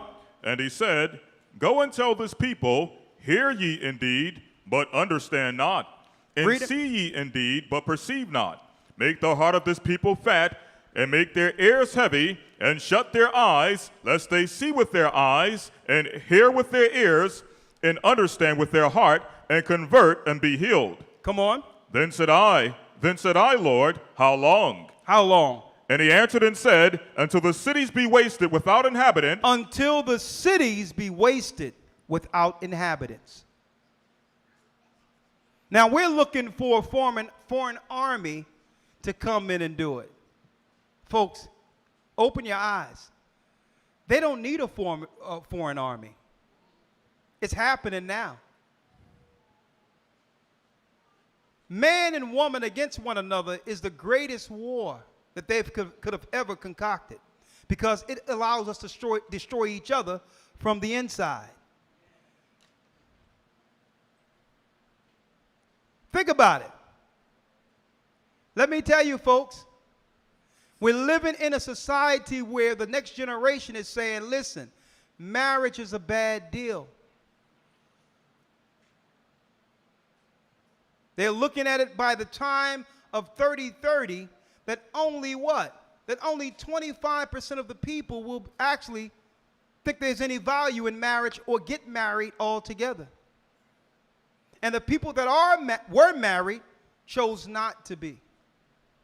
For whatever reason, some justify. But no, don't forget, the Bible says marriage is honorable above all, and the bed is not defiled. So what would be the tactic of the enemy to destroy a city without inhabitants? Make the people, turn the people against what kept us together. Marriage. Marriage has been destroyed. Marriage has been replaced by carnal pleasure. See? It's been replaced. And this generation don't have the fortitude past generations had. Think about it. There's always a reason to walk away. There is. There's always a reason. But this generation didn't go through what our grandmothers and grandfathers went through, but still stuck it out. We hear it all. Cheating, cheating, cheating. The world have always cheated. But the name, keeping the family name, was important. It's not about right or wrong. We know what the Bible says, thou shalt not commit adultery. But then the Bible talks about an oath in all of this. What is the oath? Until death do us part. Right? So here we are. If they can destroy marriage altogether, eventually the cities will be without inhabitants. And I know a lot of us can say, well, listen, it's not us. We're trying to do what's right. We're keeping our names intact. Our children are being raised under the admonition of the Most High. So why are we talking about this? Folks, only 10% is going to make it. So if you don't know what's going on out there, your children must go to school with that 90%. Your son is going to have to choose whether or not he don't want to deal, that he's going to deal with a woman that might destroy him, or vice versa. The numbers aren't in our favor. And I talked about it yesterday on Patreon, where there's science coming out on those who chose to get the juice. That it's lying dormant in the women, lying dormant in the men. And even those who didn't get the jabby jab can now be affected by intercourse with those who did. Where your child is going to come out with an entirely different genetic outside of the father's bloodline. So now it still affects us because why? These are the people who live next door to us. These are the people our children will play with. And if you get children running around and don't know what a father looks like, without discipline, that undisciplined, unruly child will grow up to one day have a gun pointed at your son or daughter, or even worse. Okay? So ignoring it isn't going to change the dynamics. We must talk about it because we all live in this world that the Most High said would be. We can't escape it. And we need to talk about these things. Why? If not for any reason than to protect our people and children for what's to come.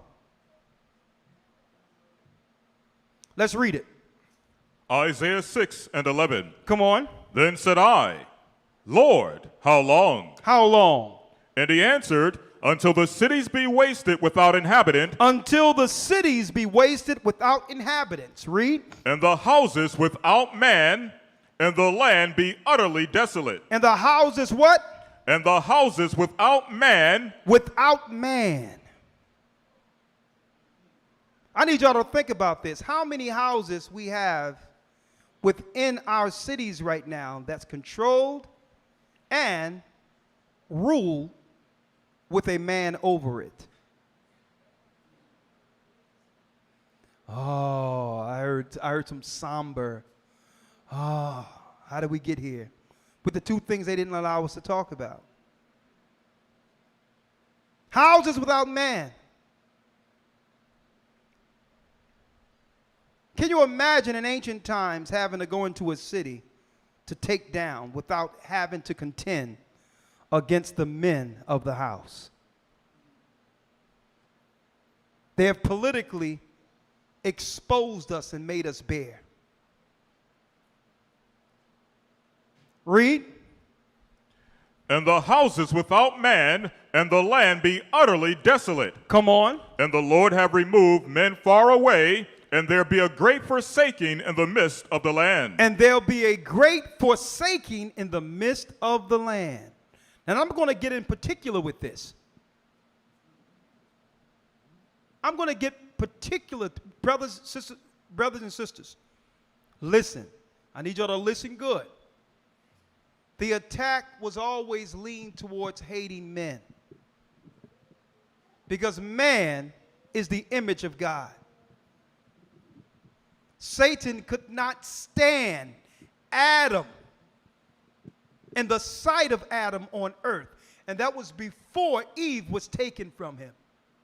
Because it was a constant reminder to those who were hurled here of the God who was responsible for the destruction of the fallen ones. So his politics and everything would be aimed towards the hatred of the image of God. The image of God is man. When they claim that something is wrong with the patriarchy, y'all have to realize politically what they're saying. They have a problem with God. Exodus tells us that God is a man of war. Without man, there's no protection, there's no ingenuity, there's no progressing society forward. Man is how we got here. Woman from man is to help meet that man's position and purpose under God on earth. So it's not as if women don't get credit here. But her position since time immemorial was to be a helpmeet to progress society, assisting the image of God. Satan turned that upside down. And sometimes people would like to move the goalposts. They'll move the goalposts. Well, women can do. This is not even an argument about what woman can do. Okay? This is about what is the purpose of woman according to God and what is the purpose for man. We need to stop these little arguments and fall in order. There's not no argument whether or not a woman can hammer a nail like a man. A woman in all her femininity shouldn't want to be able to say out of her mouth, I can do what a man does. And folks, this thing is way deeper than color. Way deeper than color. They have a problem with the image of man. Read it. 13. But yet in it shall be a tenth, and it shall return. It shall be what? But yet in it shall be a tenth. 10%. 10% of this earth will make it through this. 10%. And that's why I gave y'all those numbers all over the place and show you how vast this earth is. Millions will still survive, but only 10% will be left. And America will be the first to go. Why? Because of its sodomitish ways. It's a stain on the earth that if these other countries don't stand up politically and otherwise to withstand it, they'll be infected.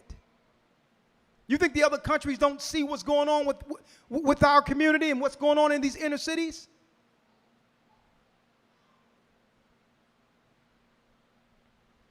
Let's go to Isaiah 3.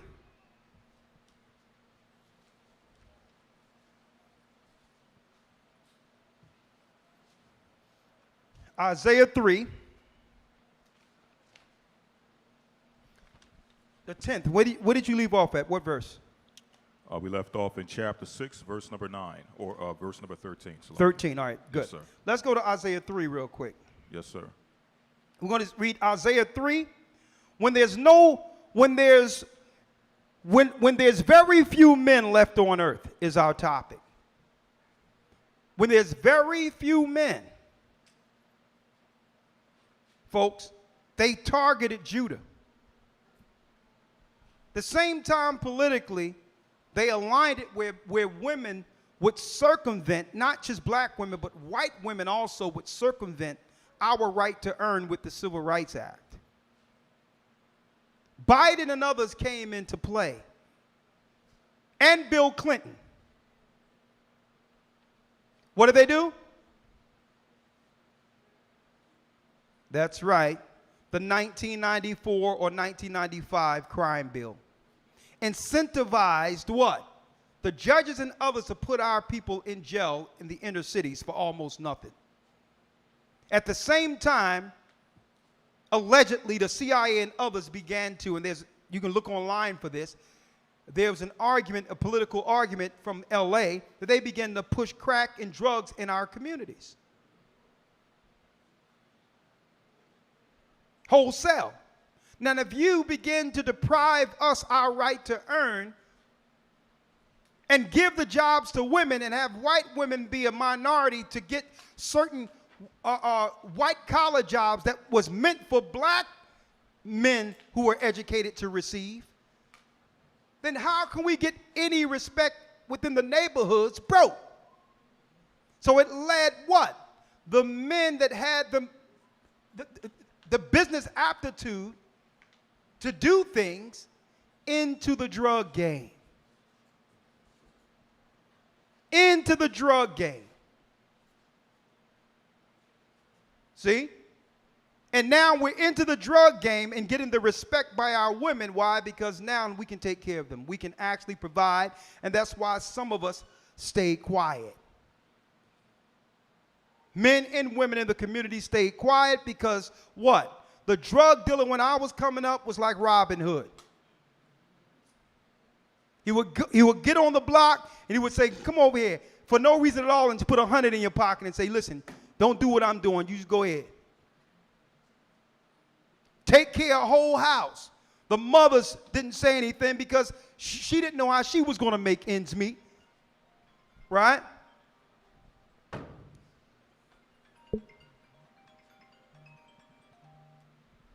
She didn't know how she was going to make ends meet.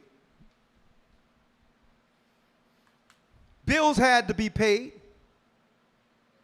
See? So now our people who had the business acumen to be able to do certain things chose the street life, the fast life, parlay that money into drugs, clubs, and all other things to help our families because we were what? We were barred out of the financial political system. That was intentional. So I'm saying this so that even our sisters, so you can understand when y'all hear people online talking about we're deadbeats and we're this and we're that. Sisters, y'all gonna have to stand up and understand how we got here, not to pander or make excuses for our men, but to understand that when that negative image is out there, even if your son isn't like the one they're talking about, he's going to suffer what? The wrath of you allowing that image to continue to be plastered throughout the earth. Your son who you're raising in the Bible, who you know isn't like this, guess what? If you allow people to say these black men aren't this and they can't do that, that's your son. And some people are going to run into him and isn't going to know the difference, isn't going to love and understand he's different than the rest, including a cop who may one day take him out. See, men usually are too proud to state our concerns. More on the macho tip. We're not like women like that to say what concerns us, but that have always concerned us. Having to go outside and not knowing whether or not we're going to make it back. That have always been a concern for us. And it seemed like no one anywhere, including our own, is willing to stand up and protect us in that manner by not allowing our image to continually be soiled online and otherwise. Because it's your sons. Satan is coming after the sons. No sons, no men, no protection for you. Now, right now, it's all good if we got young boys, but these young boys are going to grow up and they're going to leave the home, Mom. You're not going to be able to protect them. And they're not going to be there to protect you. So I'm saying this, why? There's a reason the Bible goes into Isaiah the 4th chapter when it states, what? 7 women shall take hold of one man. Some carnal man, simple out of his mind, is going to think, oh, yeah, I can have sex with 7 women. Because he's simple and simple. And simple.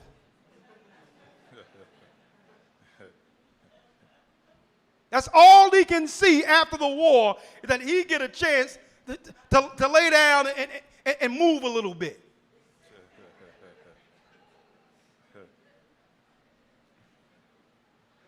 Oh, yeah, let me go straight to Isaiah 4. Look at all these women. Brother, you got to look at the numbers. Laying down with someone and dealing with someone will be the will be the last thing someone is thinking about time we get to Isaiah the 4th chapter. That's right. Folks, they've turned the world into something else. And I'm going to tell you, I don't know who was on Patreon yesterday, but the mRNA, based on some of what we pulled out, mRNA, you can look it up online yourself. It's the same thing that's in the stuff.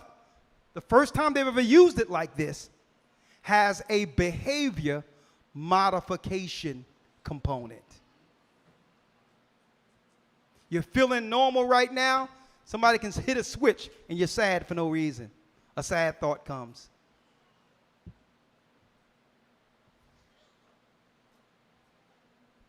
You get triggered, someone push you over the line, they can hit a button, boom. Or your Wi-Fi go up, boom. Now you just sitting there in rage with a knife, going off, hacking everything moving like watermelons. It's going to get crazy out here. Are y'all ready? Hey, let's go. Let's do it. We're getting ready. The other day, I'm out. I'm in the yard. We picking berries and raspberries. There's apples. There's pears. I go near the church. I go behind Shawan. I see those chickens back there. I got a chicken coop. Lawyer has a chicken coop. And guess what? That's right. We got the love of Christ when he says what? Sell your cloak and get a sword to protect what we have. That's right.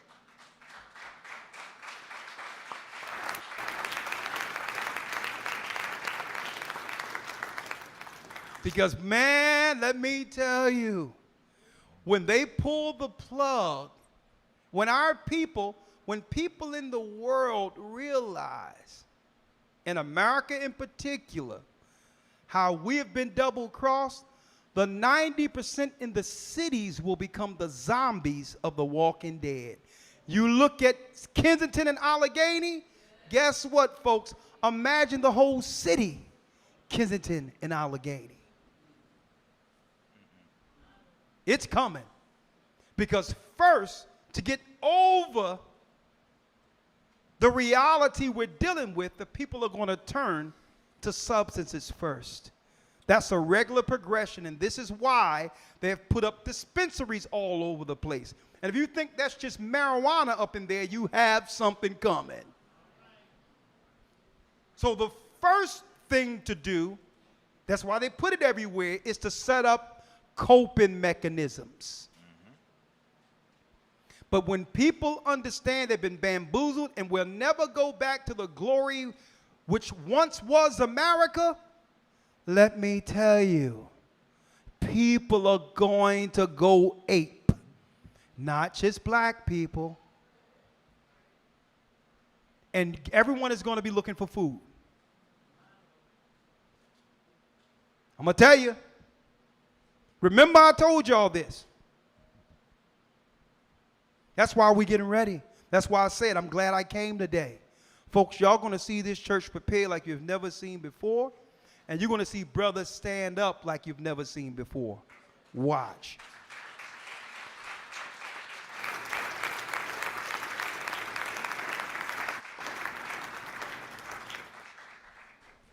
And I believe this message today is going to be one of the more important messages we've done to date.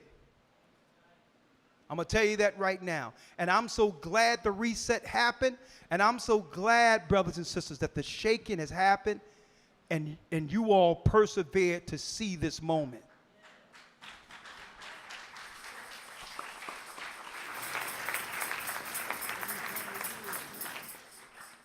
Let's read Isaiah 3.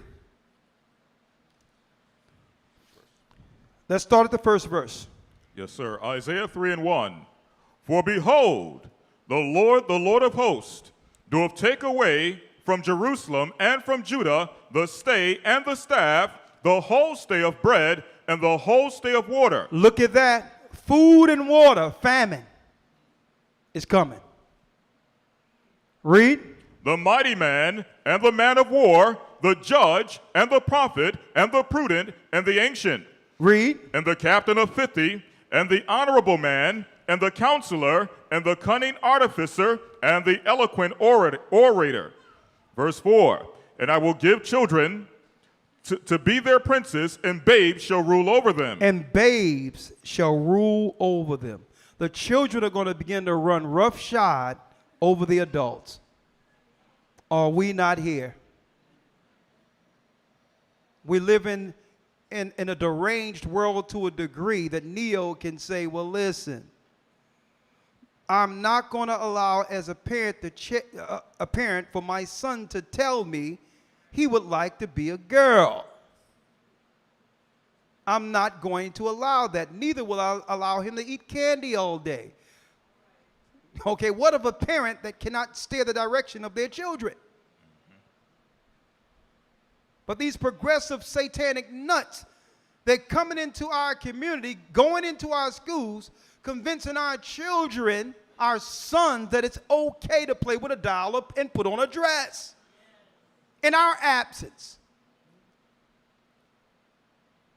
These satanic freaks. And they do it through what? Through psychology. At one time, we had counselors, not psychologists in the school.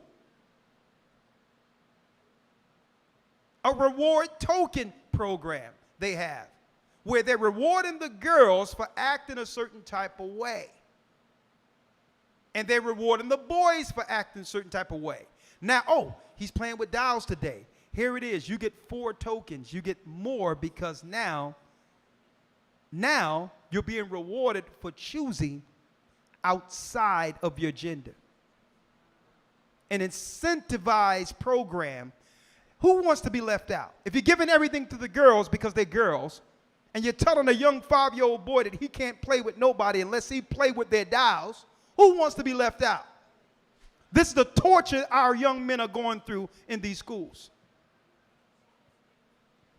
In order for him to get included or be included, he must choose to go outside of his masculinity. And this is why when I spoke to a sister yesterday, and she said, well, what can we do? I'm like, listen, we have to set up in our church what?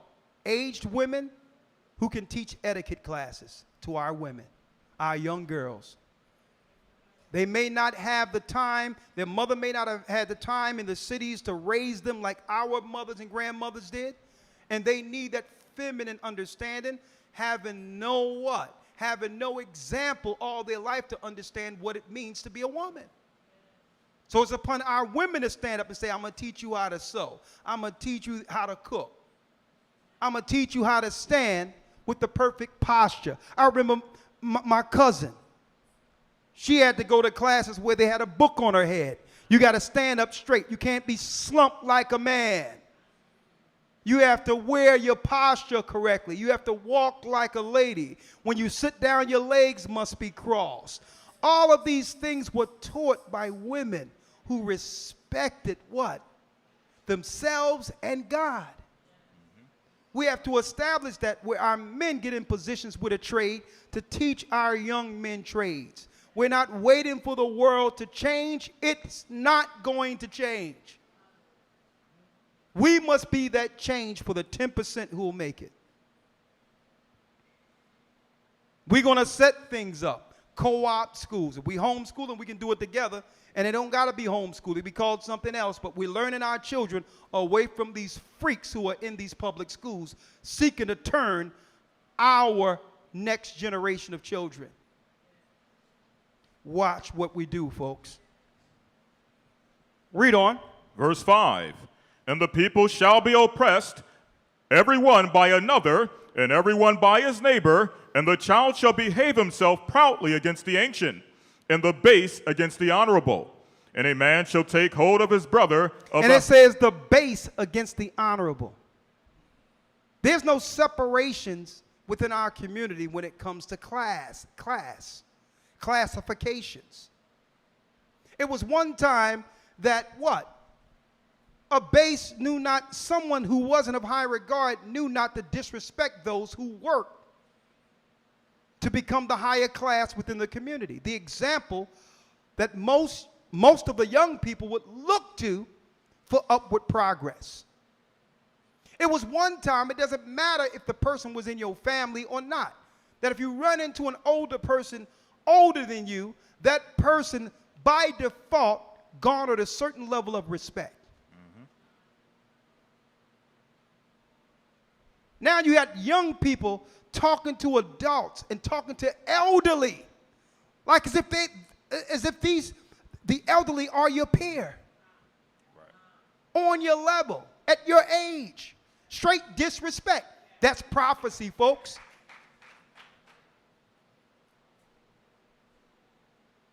In the book of Isaiah, it tells us how we lose as a nation when there's no more respect.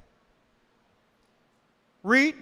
Verse 6. When a man shall take hold of his brother of the house of his father, saying, Thou hast clothing, be thou our ruler, and let this ruin be under thy hand. Let this what? Let this ruin be under thy hand. Let this ruin be under thine hand. Read. Verse 7. In that day. Now they tell you men are going to be going to other men who planned, got things together and say, listen, I'll be able to work in your house and all that, but please preserve me through this.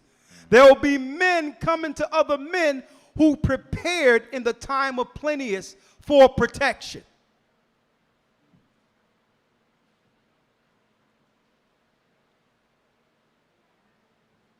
There's a thing out there. The so-called elite now is saying that in order to cool the earth 1 degree, man, 1 degree, they have to block out the sun. And they're using the example of this volcano that erupted.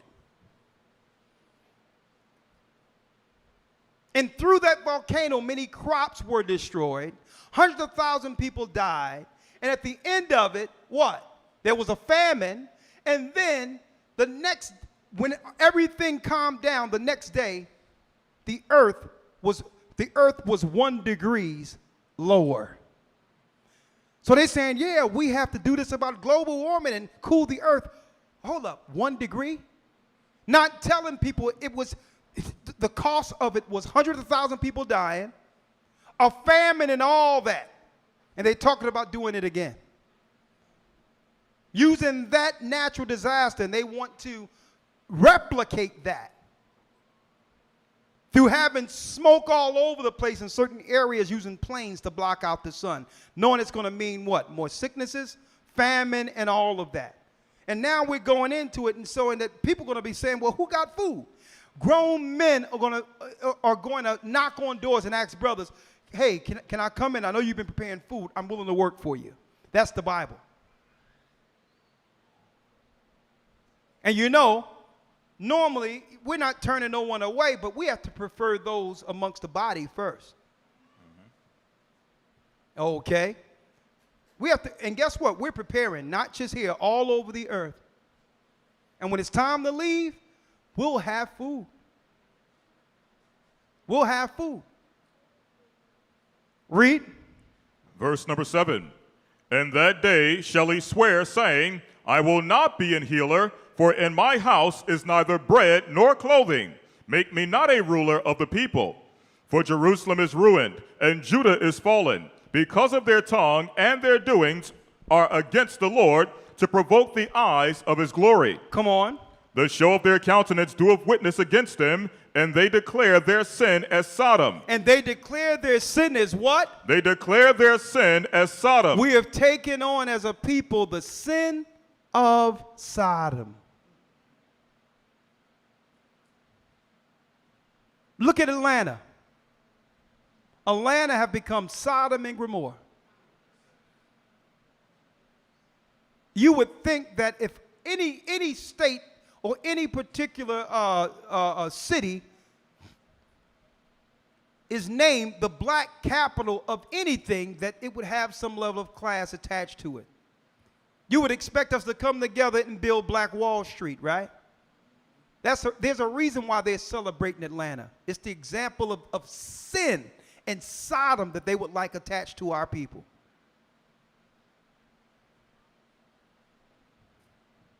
Read. The show of their countenance doeth witness against them, and they declare their sin as Sodom. They hide it not. Woe unto their soul, for they have rewarded evil unto themselves. Say ye to the righteous, that it shall be well with him, for they shall eat the fruit of their own doings. Read. Woe unto the wicked. So it says the righteous, you're going to be okay. But woe to the wicked, read. It shall be ill with him, for the reward of his hand shall be given him. What you reap, what you sow. Mm-hmm. You reap what you sow. And folks, it's going to be a madhouse when they stop these cities, when technology slows down, when there's rolling electricities, and there's no access to purchasing like it once was. We're going to see a madhouse. Can you imagine a earth slow down to a degree where those that are transitioned cannot get what? Access to their transition medication. Mm-hmm. It's going to be a freak show out here.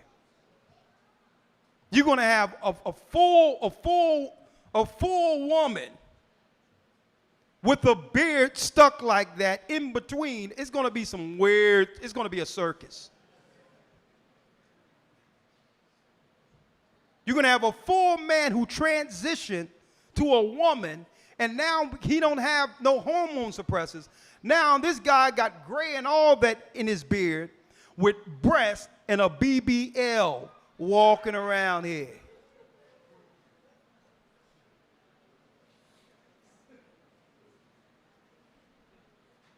It's going to be it's going to be weird. Hey, man, y'all got some bread? Man, lawyer, go check that. Who's that? You know, lawyer going to have to check it. We're going to need someone with a deep voice to deal with this. Elder, he got a dress on. Okay, let the sister in. It's not a sister, Elder.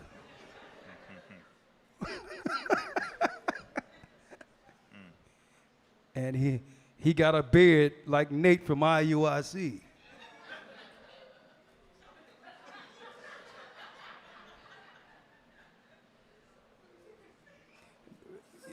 Roll some bread out there to him and lock the door. Right? Let's read it. Yes, sir. Verse 12. Yes. As for my people, children are their oppressors. Children are the oppressors. And women rule over them. And women rule over them. He's breaking down what? The optics of Sodom and Gomorrah. No order, no men. So now the children are afraid. The children have made the men afraid.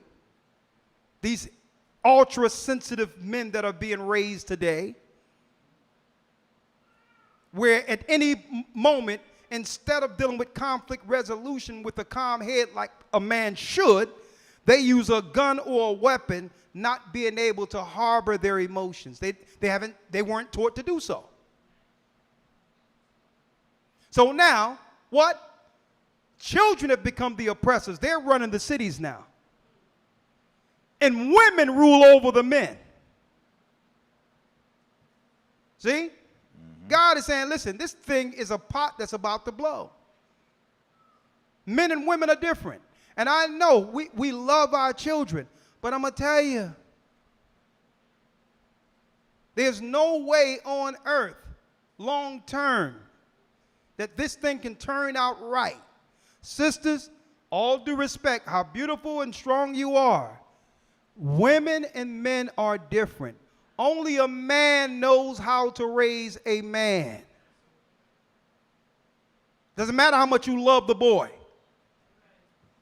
He's learning how to deal with conflicts through his emotions. It works for you because you are a woman. When you are hurt or feeling a certain type of way, your emotions help you get stuff. Okay? Oh my God. The water is all over the place. My wash machine broke. And there's 5 separate guys waiting outside there. Yeah, I got a mop. I got a broom. I got a bucket. Crying works for you because what? The damsel in distress factor. But when you raise your son to see this as how you solve issues, they grown men run around crying thinking somebody's going to help them. Like, no, buddy. You in this by yourself. You're mad because it worked for mom. No. Welcome to the real world, dude. Right.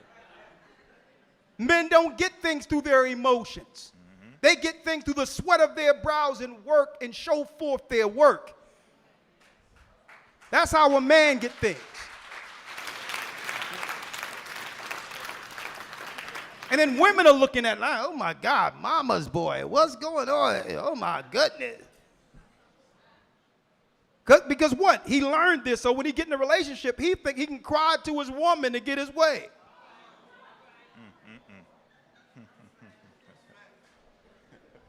Why can't you do what God says do? Why can't you do that? Well, the Bible say. Right. No. A woman follows strength, power. You don't have to convince a woman to do anything. Be like, listen, I'm going this way. If you're not following, hey, you're getting smaller.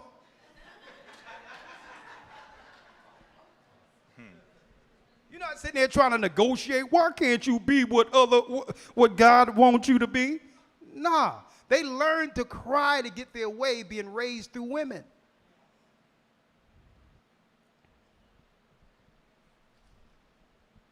Read. Verse 12. Come on.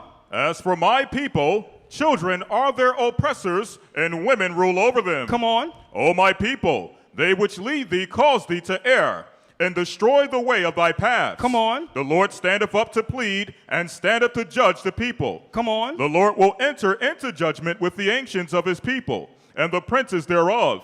For ye have eaten up the vineyard, the spoil of the poor is in your houses. Come on. What mean ye that beat my people to pieces, and grind the faces of the poor, saith the Lord God of hosts? Come on. Moreover, the Lord saith, because the daughters of Zion are haughty. Because the women have become haughty, and more so vanity than anything. It's vanity.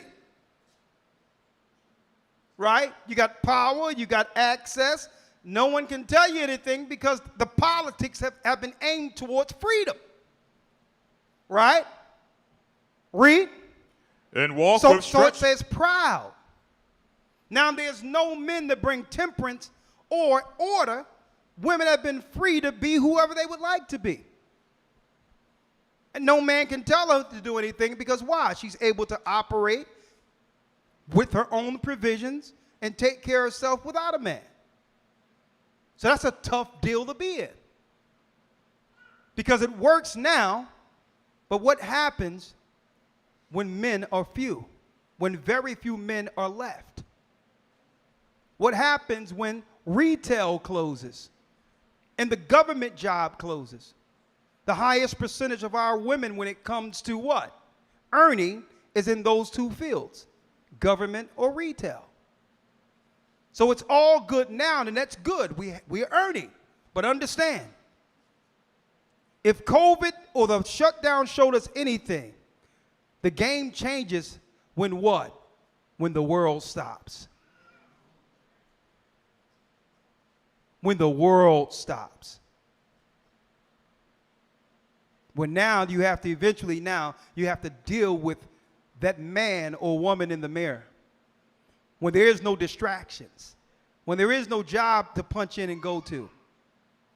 When there is no place to go to actually distract us from the world that has gone to hell. When there is no little places you can go for a cafe or get a good drink or whatever the case is. Folks, that was just a microcosm. That was just a small window into what's to come. It says, Hardy, read. And walk with stretched forth necks and wanton eyes, walking and mincing as they go, and making a tinkling with their feet. Therefore the Lord will smite with the scab the crown of the head of the daughters of Zion. Come on. And the Lord will discover their secret parts. Verse 18. And that day the Lord will take away the bravery of the tinkling ornaments about their feet, and their calls, and their round tires like the moon, the chains, and the bracelets, and the mufflers. Now what does this mean, folks? When it all shuts down, our women aren't going to have access to the same maintenance. There is no stores. There is no place no nail places, no place to beautify yourself or keep yourself up. That's what it's saying. When this stuff break out, stores are going to be shut down. Trade will stop. So all of that stuff to beautify yourself and all that, guess what? There'll be no access for them to bring that stuff into the cities. And unless you got a stash that I know women are probably gang up on you for, you have to think about this. When the war comes, you will not have access to the beauty products. And the convenience of what? Our upward technological, advanced, industrial cities. So what happens? We get hurled back into medieval. I need you to think about this for a second. It's easy at your time of the month to go and walk into a nice, clean place to get your feminine products. But no, there will be no stores. And then you're thinking, well, what did we use before the machines? You're going to have to find it. Now, this is after they've totally separated the man from the woman to the degree where they can't stand each other anyway. And now the war have hit, and we're out here with no protection and no products. See, and that's the real breakdown of this scripture, instead of trying to use this to weaponize it and say, yeah, y'all women is this and y'all women is that. No, it ain't about that. The Most High has given us the reality of men knocking on doors trying to find help and women knocking on doors trying to find help. Because everything will be shut down. You can ignore it. You can think it's not going to happen. But the Most High allowed that shutdown under the enemy to happen so that we can actually understand the reality of where we're at and how close we are to the end of it all.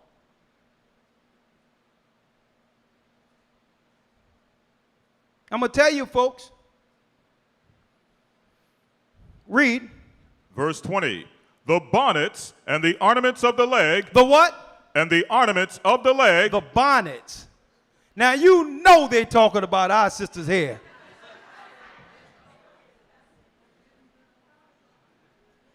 And a sister dare you to say something about a bonnet. She'll come in the store and get a full sandwich with a bonnet on and dare you to say something.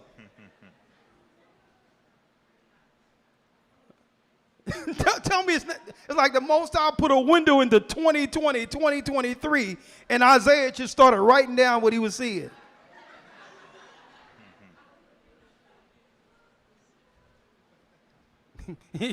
A window straight into KFC. I want 2 wings and a breast, full bonnet, biscuit. No, not that one. Yeah, that one there. Right?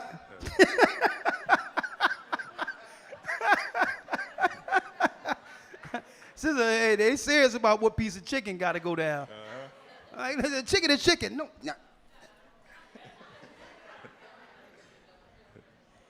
Right? Finish reading. Yes, sir. The bonnets and the ornaments of the leg, and the headbands, and the tablets, and the earrings, the rings, and nose jewels. Man, don't tell me the Most High don't know our sisters. And the nose jewels. The rings and the noses. And all, I'm like, Lord, tell me you're not the daughters of Zion. All of that superficial stuff isn't going to happen. At the end of the day, the Most High is going to strip us from everything that have made us proud, that made us proud and haughty. Some of the things we buy that creates that uniqueness, that set us apart from other people. No, you're going to be just like the rest. I'm taking it all away. Y'all are going to go to that store? Let me tell you. And this is how you know, boy, it's talking about us. Let me tell you, folks, during the height of COVID, when no one was outside, I drive into Philadelphia, North Philadelphia, Broad in Columbia. I had to go into the bank there. Broad in Columbia, because I have to pick up the mail. Then I went to the bank at Broad in Columbia, right? There's a store, there's a juice store, and then there's a Asian hair product place right there. In the midst of the virus, majority of people scared, the line was up the street around the corner. Like, listen, and that's when people wasn't sure what was going on. And it's not like us who was warning people. It was the world out there who didn't care. Listen, if I'm going to die, I'll look good dying. If I'm going out, believe me, I'm going to be hitting for something. They was up the street, round the corner. And the Asian one, okay, you got to move the plastic glass. Okay, all right. You had to put gloves on.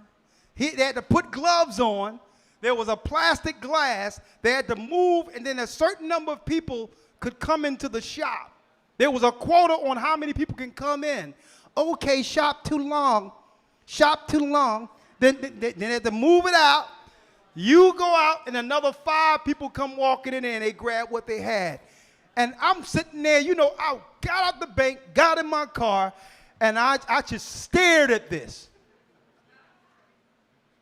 Everyone, guess what? You can hear crickets outside. Everyone was afraid to be outside. Tell me it's not Isaiah the 3rd chapter. But when it breaks down, the Asians and others are going to go to their countries first. It tells us that in the book of Jeremiah. And there'll be no more products. So I'm telling you, sisters, prepare yourself now. And it don't mean, like canned goods, go to the Asian store and say, listen, I need 3 boxes of bundles, some crimples, and I'm going to need 4 boxes, four boxes of bonnets, and I'm going to, no. We do that for food. So when I say prepare, understand that you're going to have to get used to your beautiful self. And it's okay. And it's okay. It's all right. We loved you before all this stuff, and we'll always love you. And that's what y'all have to realize. Right? Finish reading. Read. 23. The glasses and the fine linen. The and glasses. And the Oh, yeah. You know our sisters, boy, they can play some glasses too, boy. The glasses, styling, profiling. Come on. And the fine linen, and the hoods, and the veils. Come and on. it shall come to pass that instead of a sweet smell, there shall be stink. Instead of a sweet smell, it shall be stink. Why? Because unfortunately, women aren't going to have access to the same areas, the same stores and all that to get the products. And when it goes down for the last time, there will be looting in the stores and only a few products will be left. They did a test with that, with the paper towels and toilet paper. That was the running test. But it's not going to be that. It's going to be all the products off the shelves. And now, what are you used to doing? Have you ever thought of what you would use if you didn't have access to the products? If not, it's time to start thinking about it. Read. And instead of a girdle, a rent. Instead of a girdle, a rent. Now, this is what the Most High did because our women used to have a natural shape. Even after the body, they would keep their stomach intact. But the Most High said, because listen, we all like to eat. But it was one time we ate, and guess what? It didn't add to our women belly area. She had a natural shape. And she would eat, and still be the way she was. And Most High said, no, I'm tearing that. An inside girdle our women used to have, natural shape. But now, the Most High said, no, she's too proud. She's too proud for her own man now. She's too proud for her own man. Yeah, I mean, women are choosy, man. Women, like, what you like in a man? They got a list with 50 things on it. And you ask a man, well, a regular brother out the street, what you want in a woman? A woman. One thing. It's only one thing on men's list.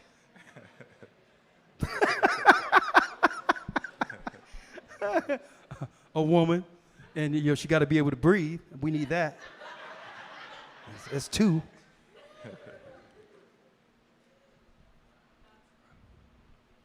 Women, 6 feet tall, 6 figures. They got new ones, Elder Lawyer. He have to like his mama.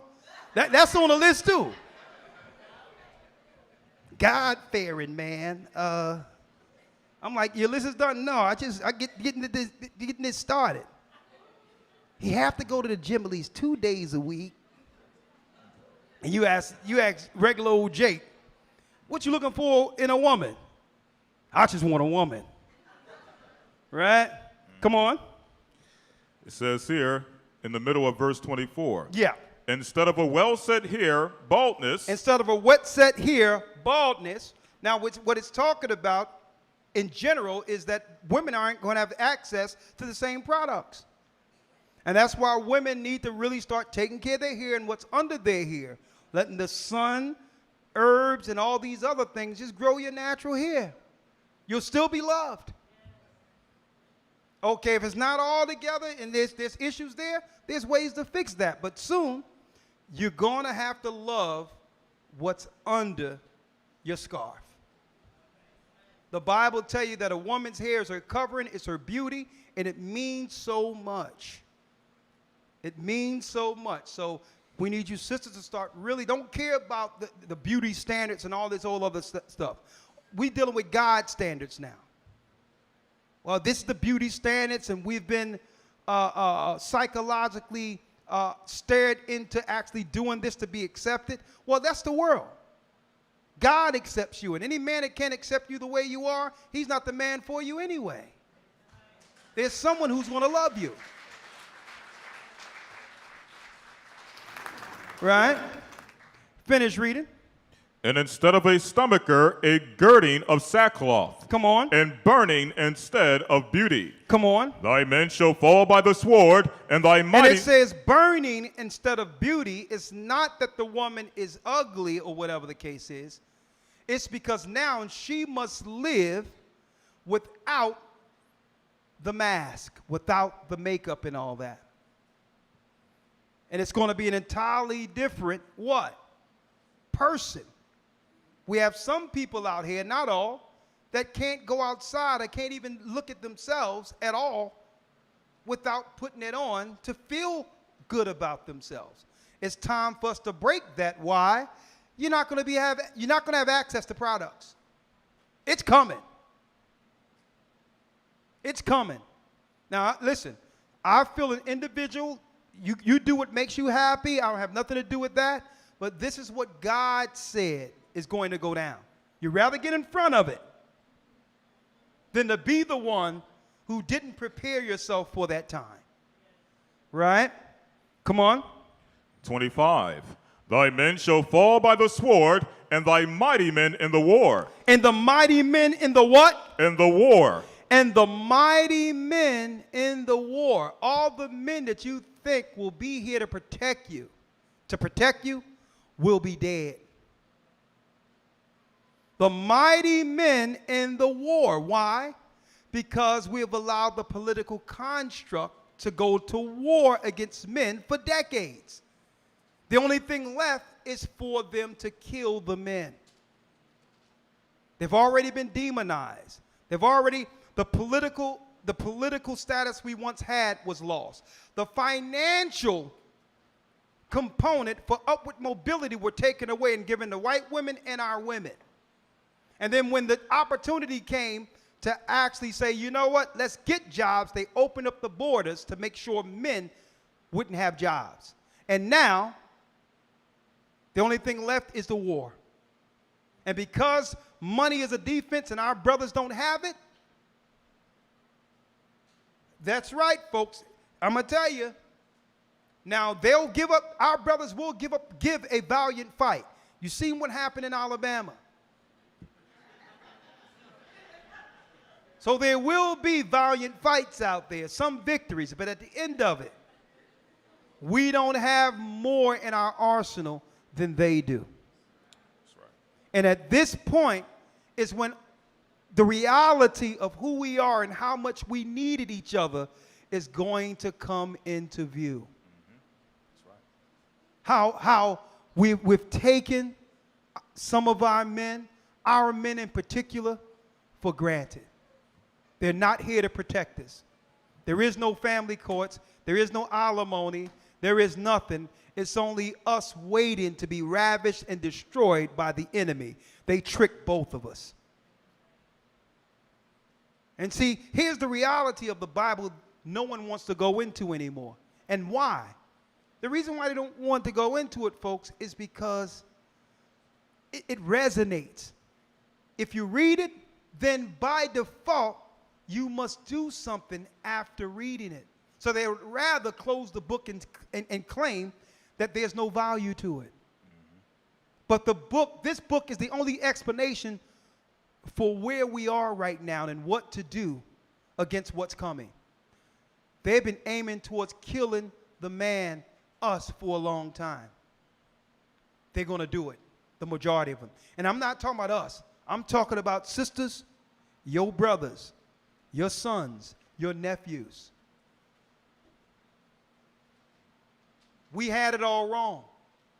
We had it all wrong, thinking that we would tell our daughters, to protect yourself, you need to go to school in case there's a man who can't take care of you, and get an education and all these things, and not more so push that on the son twice as much.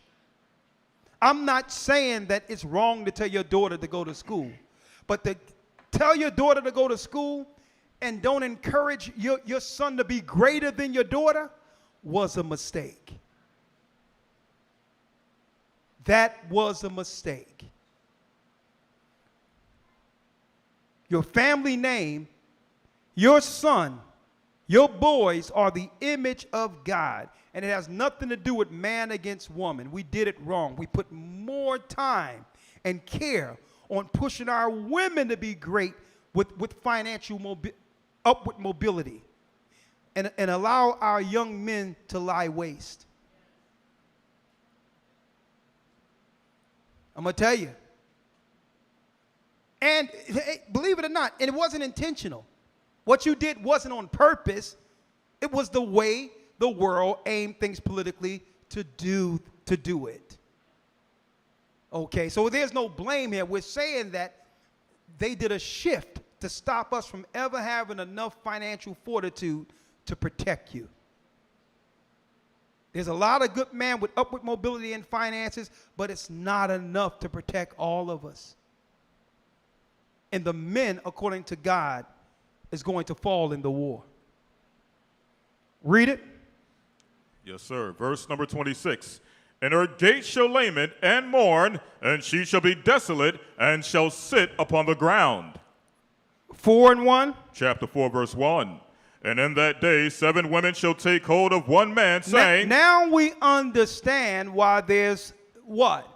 A disparity in number of women compared to men.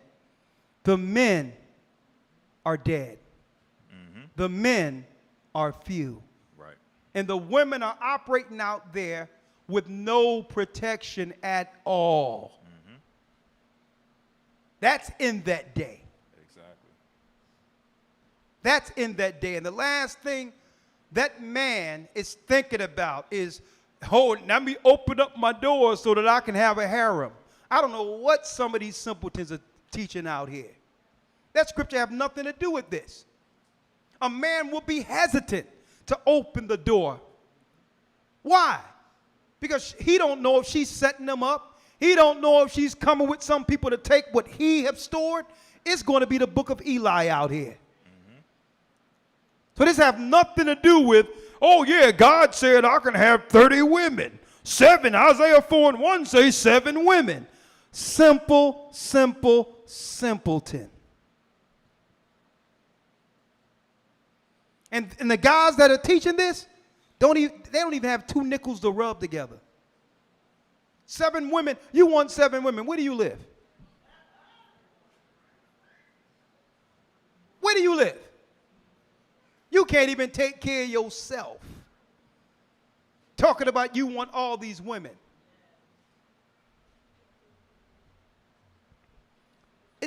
Isaiah 7 was never talking about, Isaiah 4 was never talking about this. I was raised in UPK, 9-shield general. And soon as the conversation of polygamy came out, I would go right here.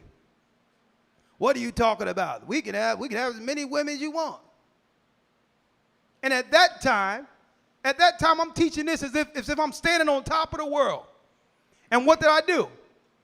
I was in the projects off 46th Street, and I hit the button floor 10 after telling everybody, yeah, I could have all these women. And now I'm hitting floor 10. Sure. I'm asking the guard, can you buzz me in? And then I'm hitting floor 10 to go into an apartment that belonged to someone else. That's what I was doing while I was teaching that. And it never came into my mind that I was simple as the day is old. I was simple. We out there teaching this mess out there when okay. Okay. The Muslims, the way they do it, guess what? I lived in a Muslim country. Every Muslim man don't have many women. Mm-hmm. That's right. So just because there's a law to do so, every man don't have, because who wants 7 people sitting there telling you what you gonna do? Who wants 7 people in their ear? Are you kidding me? You did it for her. Why you do it for me? Did it for her. Yeah, if you got her that, I need 2 of those. Mm-hmm. Right. Who wants that? Not to mention in those countries in the Muslim world where this is permissible, for them to get 1 woman It took a lot for them to get one woman, let alone 3 women, let alone 5 women, let alone 7 women. So it's ridiculous. That's a ridiculous notion to think that just because something is permissible, that everyone is running around with a harem of women. Utterly simpleton. And you would see the same simpletons out there would try to bring something negative against what we're dealing with out here with that simple concept. Simple as the day's old. I lived in the Middle East. And I'm going to tell you this, sisters probably wouldn't have no problem with it in the cities. I'm going to tell you this, if it's done like in the Middle East. And I know sisters saying like, what? Think about this. First of all, you just can't sleep with someone else's daughter. You must go to the father or you'll be hung by a light pole somewhere. Mm-hmm. That's number one. That's right. Number two, you have to go to the father and say, I would like to marry your daughter. And this is what I have for her. Mm-hmm. She has her own bank account. She has a flat already paid for, her housing. Right. And I'm going to hook you up with something. Can I marry your daughter? That means she walked into a place after being married owned by her and her husband without having to worry about any overhead for the rest of her life.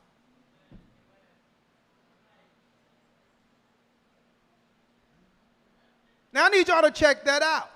So when these simpletons here in the Western world are talking about this scripture applies to them, you've got to realize, even in the scripture says, if you take on another wife, what? Her provisions and the things you provided for the wife cannot diminish. That means no one have to lack, and whatever you have for another woman, the other woman must have equally. Who have money for that? Who has money for that? Because you know what it's going to be with the first one. The first one is going to be rolling a benzo on purpose. Where's my Benz? She got a Benz. Right. The Bible says equal. Right. So I'm being a little facetious and a little sarcastic here, but we're twisted in scriptures, especially these Hebrew groups who are teaching polygamy and using a time of total destruction where no one is seeking anybody to justify their own carnal behavior. Just say you want to be with other people and stop using the Bible to justify it.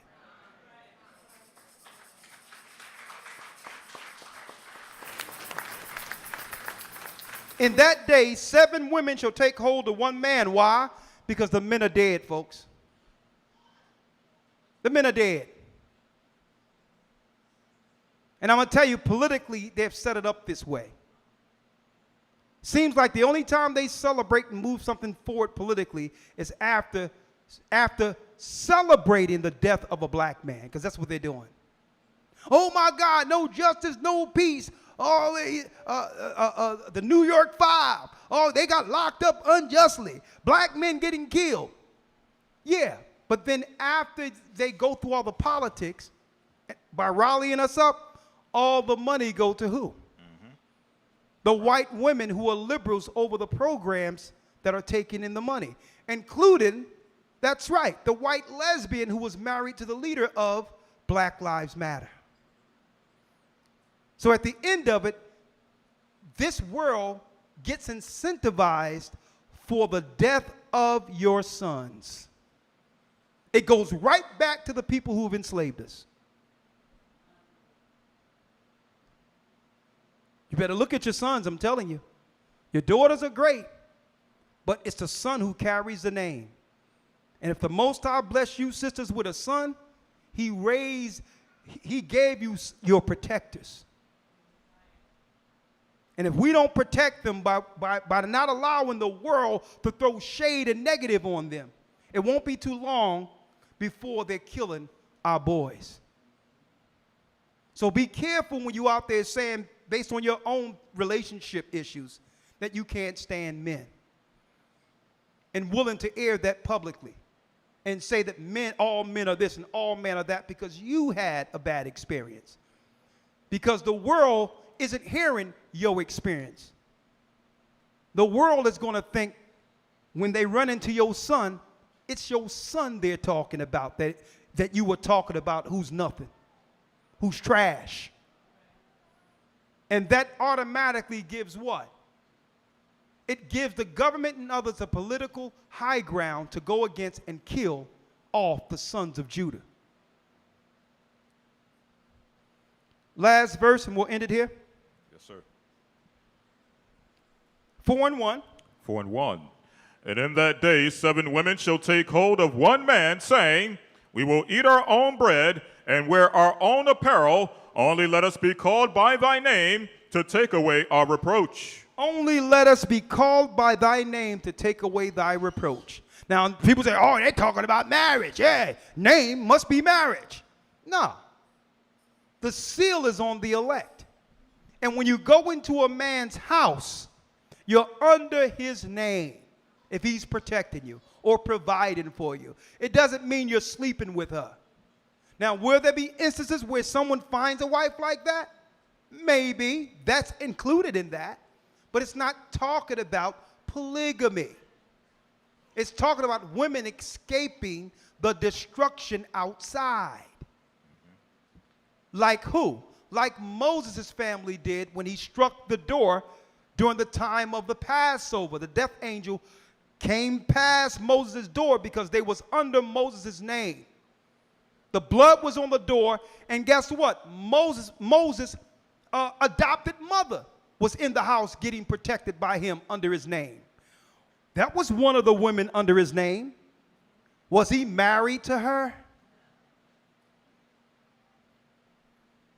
So, folks, I'm telling y'all now, men are under the crosshair in particular because, why? We're the threat. If it wasn't for men standing up showing that we're the children of Israel, where would any of us be? And if it wasn't for a man going to the cross to die for our sins, more important, where would we be? And it's not to downplay the power, the honor, and respect women should have. But it's time for women wholesale to get behind the men. You're going to need us. Shalom. Yes, bless you.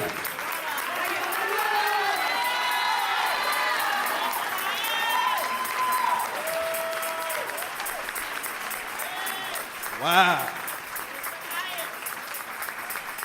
I'm going to tell y'all, it is such a pleasure, privilege, and an honor. While I was sitting back and I was listening to the lesson, a thought came to my mind. Where would we be without the gathering of Christ Church, right? Where would we be without the elders that have labored and ruled and have just a labor of love all together, right?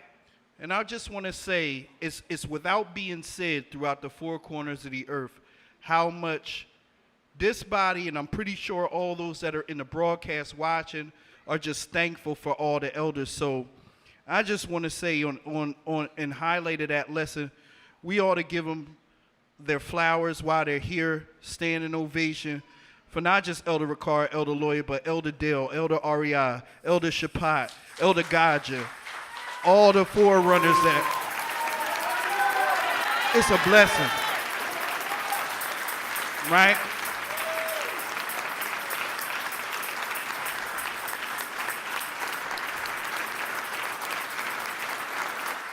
That's right.